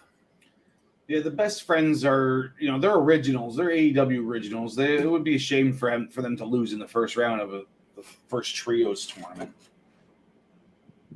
Parker Boudreaux, that's tough out. I guess Slim J's. The Trustbusters are new. I had to look. It took me forever to find out who they were, trying to get them on my site for the pre-show at the Ring of Honor show, whatever the buy-in was for that or whatever it was called. But yeah, they're new. It looks like they're sticking around. They're adding members. Like I said, Ari Daivari tried to recruit Orange Cassidy. Got Sonny Kiss instead. Glad for I Spy a Jersey guy. Thank God he's doing something. Kind of I thought he was released. I don't know. Marco Stunt. He disappeared with Marco Stunt somewhere, or Joey Janela. Who the hell knows where he's been? But glad to have him back. Glad to see him on TV. And then on the other side of the bracket, that's going to be tomorrow night on Dynamite. Andrade El Idolo, Dragon Lee, and Roosh Lee going up against the Young Bucks and whoever they're going to name their partner to be. John Smith. I don't know. I think the story here is the Young Bucks aren't going to be able to find a partner. I don't know. If they do, I don't know who the heck it's gonna. It's gonna just be their cameraman, Cutler, right? It's gonna end up. Cutler wants it. Like he's itching. He would hop on that apron and click. But I guess the rumor. And I see him being the one that takes the fall there. So is Kenny Omega ready to come back, Johnny? That's what everyone's leaning towards right now. Now that Hangman Page said no, the Bucks only have one friend left. That's not Brandon Cutler. Exactly. As soon as Hangman said no, I said, "Oh, okay." Like I thought that was the story they were going with, and then when Hangman said no, and I love the fact that he did, that tells me that unless there's somebody else in the old Bullet Club that I'm not thinking of, which could be because I don't know a lot about that era of New Japan, but if it's not Kenny, then it's going to be a letdown. And they'll probably be out because, Andrade and Ruth. But I'm going to say it's going to be Kenny, and we're going to get them moving on. Yeah, if this is going to be in the main, if this is the main event, and just by the list of matches, I guess it probably the 2 out of 3 falls will be the main event. So I don't know if they just lead off with this. They have to hit some type of panic button right now, and not really a panic button, but like WWE is out AEWing AEW right now with all these debuts and all these we got a new guy every single week. Here's our shiny new toy. That's everything that AEW did way back when that everyone calls it. Now Hunter's doing it, and now I think you got to do something to counteract that. If Kenny's ready, get Kenny Omega back here, and they don't Kenny have Omega- Brock Lesnar. They don't have Brock Lesnar to break the glass on every time there's an issue. So Yeah. they got to go to the cleaner. Yeah, but it's just oh man, I don't like betting again on Andrade. That's like it's Andrade. Maybe it's But, Brock Lesnar. It could be Brock Lesnar. Maybe it's Eva Marie. No. Maybe it's CM. Never mind. CM Punk, right? Oh my God, it can't be CM Punk now. Damn it. I guess it could be. Going back to Andrade, he instructed Private Party to go get the AEW tag team titles. Swerve and Keith Lee don't have any challengers at the moment, so they accepted the challenge. That match will happen on Rampage. John DeConnie, are they going to do a title change on Rampage? I do not believe so. And there seems to be an issue between the Andrade family, whatever they are. Like Private Party didn't like the way Andrade was talking to them when he was demanding they go get those titles too. So I see there being an issue there. So I'm going to say that Swerve and Our Glory retain. John Smith, there was an interview with Hook. He'll defend the FTW championship in an open challenge every week. This week is going to be Zach Clayton. Exactly. Who? Yeah. In action, I don't know. Apparently, he's a Jersey guy. Does it really? So we're doing we're doing an over under on time here, right? We're not picking who wins. I'll go a minute and 15.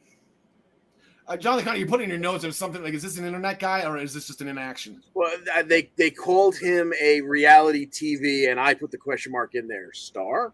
Yeah. You know, I just apparently he's some kind of he might even be a Jersey Shore like secondary or tertiary character. So I don't know, but he's a Jersey guy and he's a reality TV guy. He's built. I mean, he probably in a real fight could beat the hell out of 125 pounds of Hook, but not in an AEW ring. He sure as hell isn't. As I mentioned earlier, Billy Gunn set up a match for the Gun Club on Rampage. It was against Beardhausen, against Danhausen and Eric Redbeard. Billy wasn't happy with that effort either, although it was a win. Stokely Hathaway appeared again, tried to recruit Colton and Austin, but they declined. They got the Varsity Blondes on Wednesday night, John DeConnie. I'm enjoying.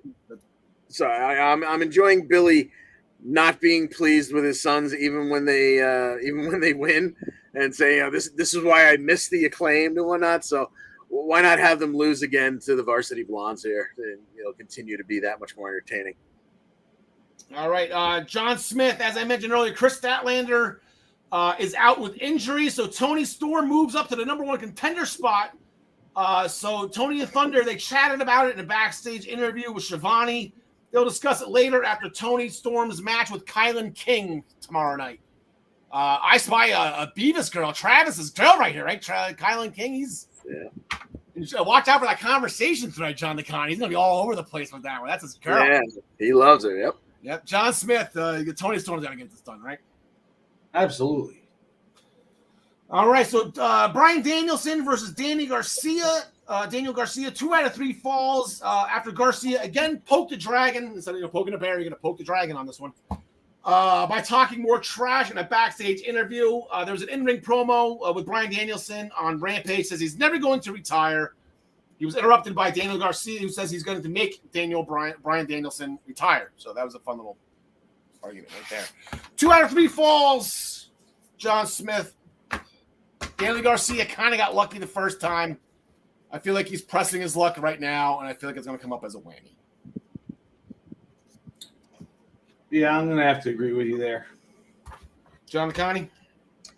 Yeah, make it a clean sweep. All righty. Now let's get NXT going into tonight. We have a big show. We have Heat Wave. Before we get there, I know I'm excited for the show. This is nice. This is a nice 5 matches. I think there's a lot on the line here. Yeah. Get your beers ready. Smoke them if you got them. Before we get there, though, John Smith. I don't want to get the Heat Wave. Hold on. We're not at Heat Wave yet. Look at me. Boy's my face, right? Roderick Strong was never going to show in the Creed Brothers Tag Team title match the week prior. Roddy was happy that the Creeds passed the test. It was all a test. Creeds were not happy. They were lied to. Apollo Crews agrees, but nobody asked Apollo. And Roddy didn't like that the Creeds were watching film with Apollo Crews. So Roddy and Apollo fought about it. Yeah, this is a match that I didn't know I wanted to see, and Roddy's really been impressing me lately. You know, I never was a big Roddy fan. I felt like he was the fourth wheel when he was in the Undisputed. Yeah, Roddy got invigorated. He's another one that's feeling this effect. Yeah, and he's also a guy that we all thought was on his way out the door a few months ago too, and now he's got this nice almost heel turn coming. And I mean, I guess he is a heel at this point, but solid match between him and Apollo, but he just couldn't get it done. I forget exactly how it ended, to be honest with you. I'm trying to go back and look real quick, but I didn't get there in time.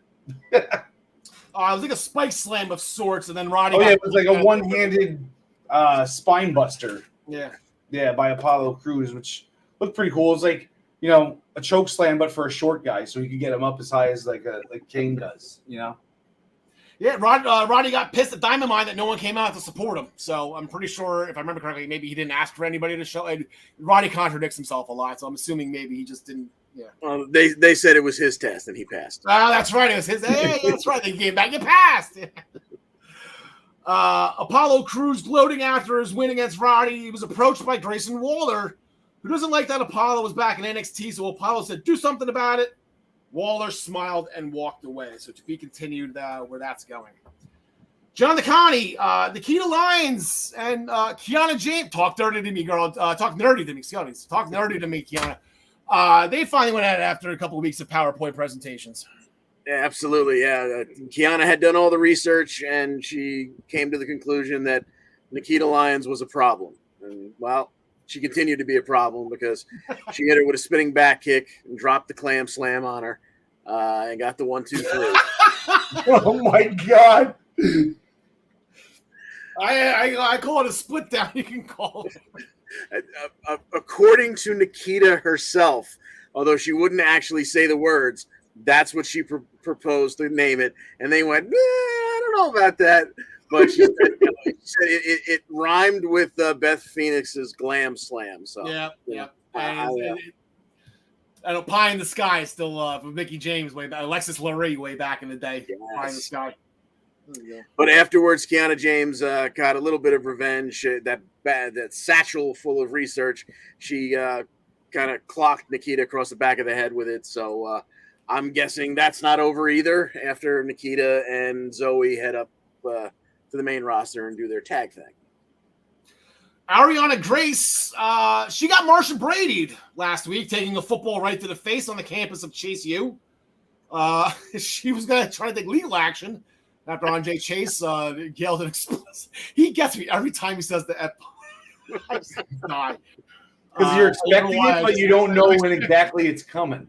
Yeah, I'm expecting it, but I still get surprised by it. It's great. He did it in the UK too. He dropped that bomb in the F you talking about to Eddie Dennis. Anyway, so he said that Andre things that Chase U, they're going to settle him in the ring. So Ariana Grace going up against Tia Hale. Tia Hale, John Smith, her NXT debut, her 2.0 TV debut.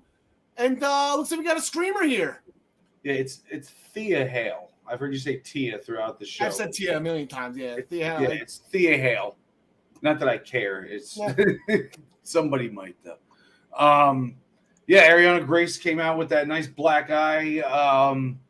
Thea Hale. We all thought, or I thought that Thea Hale was gonna win this one, and that Ariana Grace was kind of just like, what about me? But she came out and she made her presence felt, and she did a nice slam down to Thea. I don't know what they called that either. You know me, but that was a nice win by Ariana Grace, and didn't take her very long either. It was only about a 4-minute match. Yeah, Wade Barrett popped. That was Wade Barrett's finisher, the Wasteland. He popped for that one. Wasteland, that's what it was. Wasteland. Barrett was all about that. He was excited. Wasteland. Lash Legend can talk, huh? She kept Leak and Idris Anafi occupied for most of the night. Idris finally told Lash to zip it. She got insulted. Pretty Deadly came over to her defense. Tag team match incoming. That Pretty Deadly win after spilled milk. Briggs and Jensen came out during the match to stop any Pretty Deadly shenanigans. Didn't work post-match. Lash Legend attacked Fallon Henley, so look for that to go forward a little bit. Solo Sikoa in the trainer's room. He's out 4 to 6 weeks with a sprained PCL after the Falls Count Anywhere match with Von Wagner. Grimes came over to congratulate Solo with the win. Solo respects Grimes and appreciates his praise. Says he's gonna win the North American title for guys like him and Grimes when he gets healthy. So Grimes kind of took that differently than I think it was intended to. I feel like he got a little insulted on that one. So maybe Grimes just very, very sensitive, very emotional right now. So Grimes then got heckled on his way out of the arena. Didn't fight back. Joe Gacy appeared. Asked Grimes where he was going. Grimes said home. So Joe Gacy simply asked, to who? And it's the loneliness. Wendy Chu attacked Tiffany Stratton in Stratton's dressing room with the glow in the dark vision. What's it called? Night vision goggles. Night vision goggles. Infrared. I was thinking infrared. So she said this one's not over. So we're going to switch gears now, going into tonight's NXT 2.0 Heatwave. Now I can put up the Heatwave banner. There we go. We got the banner going on the matches on the bottom. There we go. We're good to go. Here are the overall standings going into tonight's action after last week's action. Brian's brother Brian Roy took this lead back. Got 5 more points on John DeCon. He got a 3-point lead right now after that perfect pay-per-view. I won the week last week. I'll take it. 10-2 for 29 points and a perfect. I'll take that one. Nice. Beavis, John Smith, Gary Mehaffy down on the bottom. Here are the overall standings in NXT. Brian Roy, again, leading that. Got a sizable 6-point lead against me. See how that goes. Tonight's Heatwave scoring 5 points for the NXT title match, 3 points for all their matches, 1 point for the non-title match, 5 points if you go Kenny. Before we get into the matches, it looks like Senga, I guess he had a conversation with Ulyssa and Valentinas last week. I was going to bring them somewhere to clear their mind, and then I guess when they're ready, Katana and Casey, I guess to say whenever you come back, there's a title shot waiting for you. I guess they're nice again, right? They're not bitches anymore. Anyway, so that's that. Wesley last week in a British rounds match, he defeated Trick Williams 2-1 in 5 rounds. Little brawl for all action in round 1. Had fishes of Bart Gunn and Dan B. Severn and Dr. Jesse Williams. Afterwards, Carmelo is in the ring talking trash about beating Nathan Frazier the week prior, interrupted by Giovanna Vici, saying Melo was lucky that Nathan Frazier beat him to the ring the week prior in Melo's open challenge. So Vinci wants the title shot at Heatwave, and Melo accepted. I like this matchup. John Smith.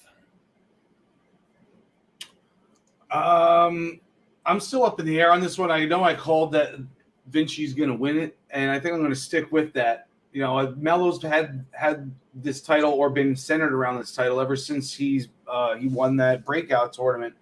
And I think we need to see him, take the next step or see what he could do without that crutch. So love the new Vinci gimmick, and we're gonna see a new champ here, I think. John DeConnie. I'm gonna stick with Melo, only because it would be great for Vinci to get that title at this point, but I don't know. I'm still not quite in sync with how they're booking 2.0. Like, it's getting back to things that make sense, and I think it does make sense to have Vinci take it here, but I don't know if they're quite there yet. So I'm gonna say Melo retains. Speaking of that, I got Carmelo Hayes. I guess I linked it to the British rounds match. Just Melo was there. He was in Trick's corner, and it's linked with that. But I also have it linked because I have Wes Lee being the one to eventually beat Carmelo Hayes. So I got Melo tonight. Speaking of strange booking, whatever booking that reason, Shawn Michaels took all the blame for it. I saw in an article. They did an article with Shawn Michaels. He's like, Vince and Bruce had nothing to do with NXT the past couple months. It's been me, and it's been tough. I'm learning. So it's one more reason for me to hate HBK. Zoe Stark last week, she defeated Cora Jade after her spinning face buster. I don't think that has a name yet, does it, John Connie? I was calling it tilt-a-whirl. Somebody else was calling it belly to back GTS. That's not a belly. But yeah, exactly. She's on the side, but I've seen it multiple times written as belly to back, and I don't understand that. No, I like tilt-a-whirl. Yeah, that's fun. Post-match attack, Roxanne chased Cora all the way to the back. So this leads into two matches for tonight. The first one, these two former tag team champions gone wrong when Roxanne Perez was getting ahead of herself. At least in Cora Jade's view, Cora brought her into this world. Now she's trying to take her out. We've seen this a million times before. Best friends turn best foes. John DeConnie. Yes, and this one's going to be very interesting because I can legitimately see it going either way. But I think because she kind of screwed her out of a title shot, I think this is where Roxy gets her buyback. So that's what I'm going to go with. Roxanne Perez with the victory here. John Smith. I'm going with Cora Jade here. She's got to solidify her new heel persona. I think she's going to do some wicked things to Roxy when the ref's back is turned, and I think she's going to win this one. John Smith, I'm completely with you. When I saw you wrote that in your article, I completely agree, and that's exactly what I wrote too. Cora has not been doing a very good job as a heel. She tried to cheat to win the Battle Royal, didn't work. She tried to cheat to win Zoe Stark, didn't work. She needs something to do heelish to actually legitimize herself as a heel. You cheat to win against the person that everyone's cheering for, the most popular girl in NXT. I don't say she's bulletproof right now, but a loss is not going to hurt Roxanne Perez. So I think Cora needs this right now after two failed attempts to win matches. And specifically, if she's main eventing, it seems like if not every week, every other week, Cora Jade's in the main event. So you got to get her back on the winning ways in a big style, in a big type matchup. And they said Roxanne, you just go on, eventually. That's not over. This is going to turn into a street fight. This is going to turn into Falls Count Anywhere. I don't think going to bring, war games, 2 months away if they do it? Who knows? But then post-match, going back to last week, the post-match attack from the Stark versus Cora Jade match.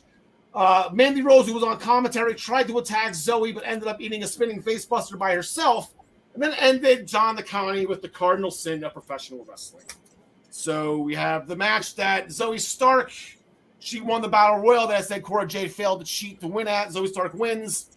And now, I guess the big question is, with this, do we see Zoe Stark on SmackDown as NXT Women's Champion in the Tag Team Championship Tournament?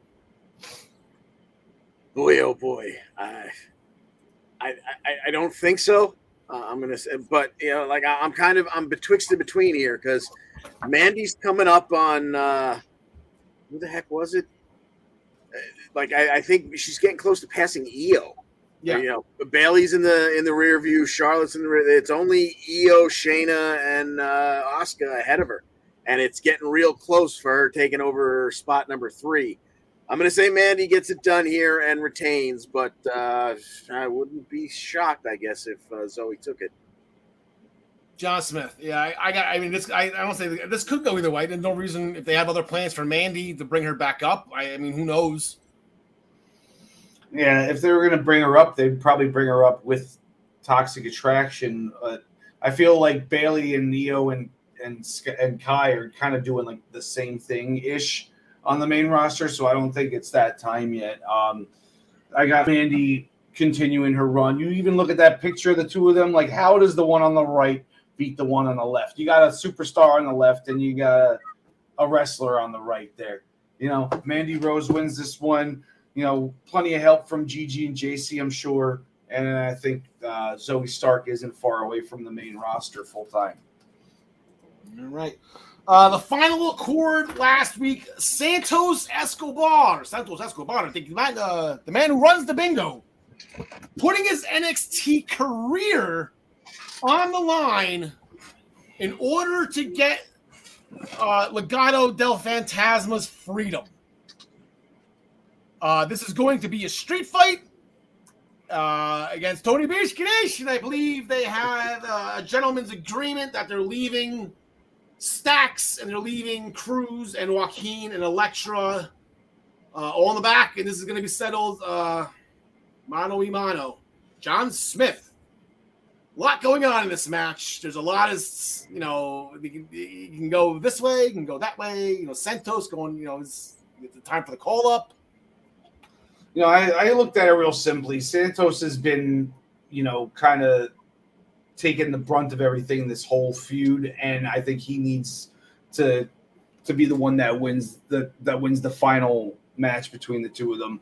Now, there's also the thought where maybe they plan on having Santos move up onto the main roster and just abandoning the whole Legado thing, and maybe you could have Elektra turn on him and prove her loyalty to Tony D at the end of this match, which I'm not calling for, but I'm saying if Tony D wins it, I think something like that is what's going to happen. But I'm going with Santos here. Yeah, John DeConnie. That's an interesting thing. Yeah, I agree with John that Santos should win this, but I'm caught between the fact that Tony is the guy, the up and coming guy. Like Santos has done just about everything he needs to, not everything that he could do, but everything he needs to do in NXT. A call up makes perfect sense, but I'm going to be selfish and say that when he gets called up, now that Vince isn't in power anymore and factions are allowed to be a thing, I want to see all of Legado go together. Mm-hmm. So I'm going to say Santos wins them their freedom tonight, and then in a month from now they can go up together, because aren't they? Isn't there already a rumor out there? SpongeBob me if you need to, that the draft is coming early this year. So I'd love to see that whole unit move up, just like Hit Row did last year. Before I make my pick, I'm going to get into the next match because it kind of coincides.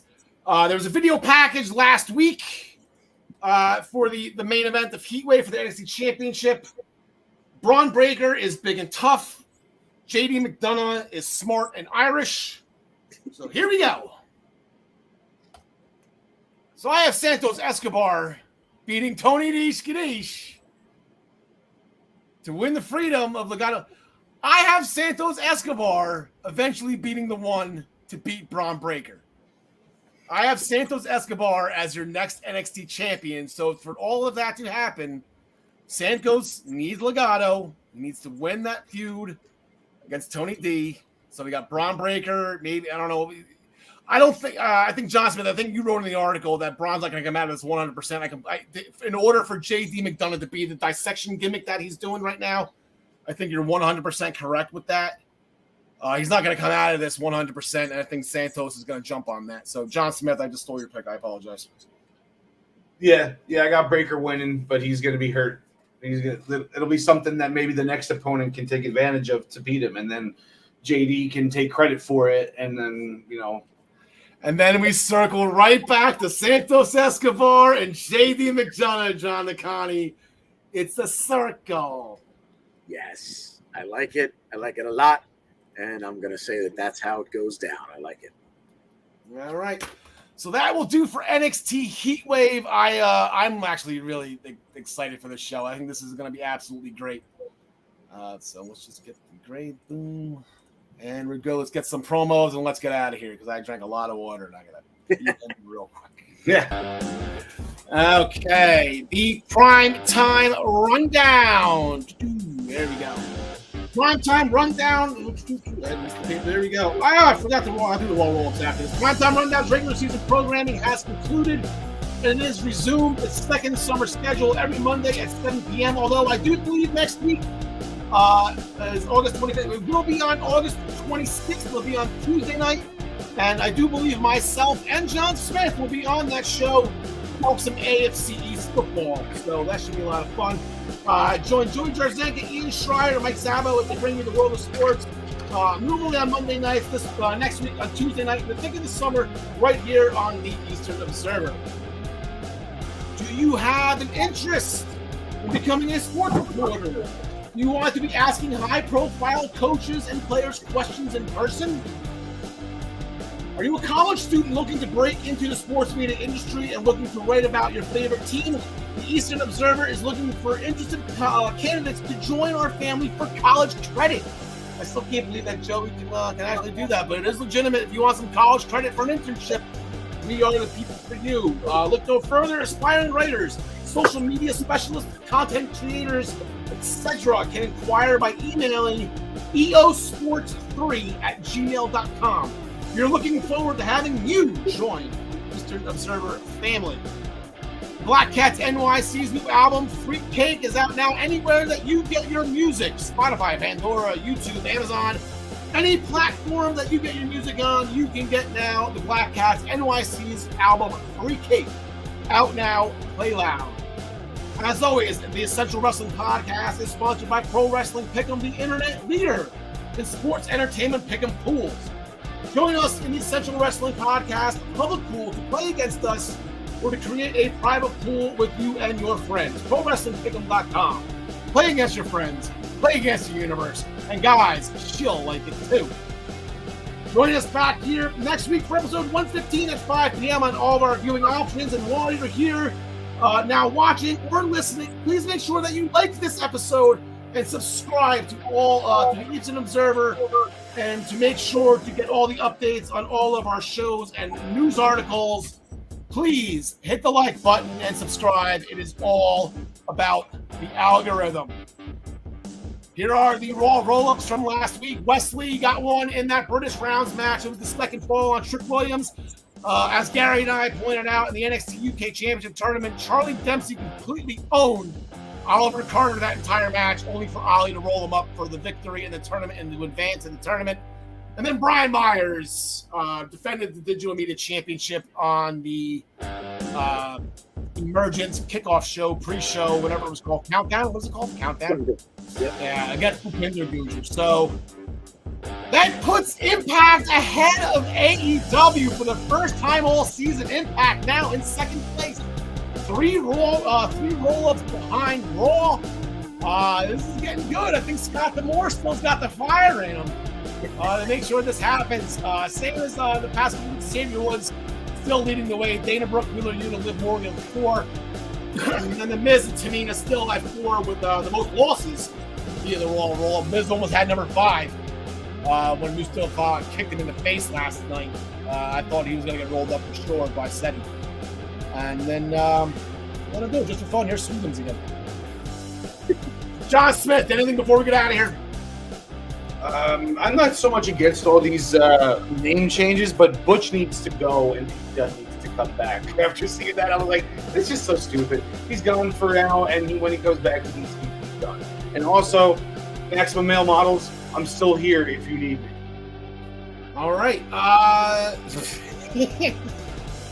Don DeConnie, we haven't seen the Brawling Brutes since Hunter took over.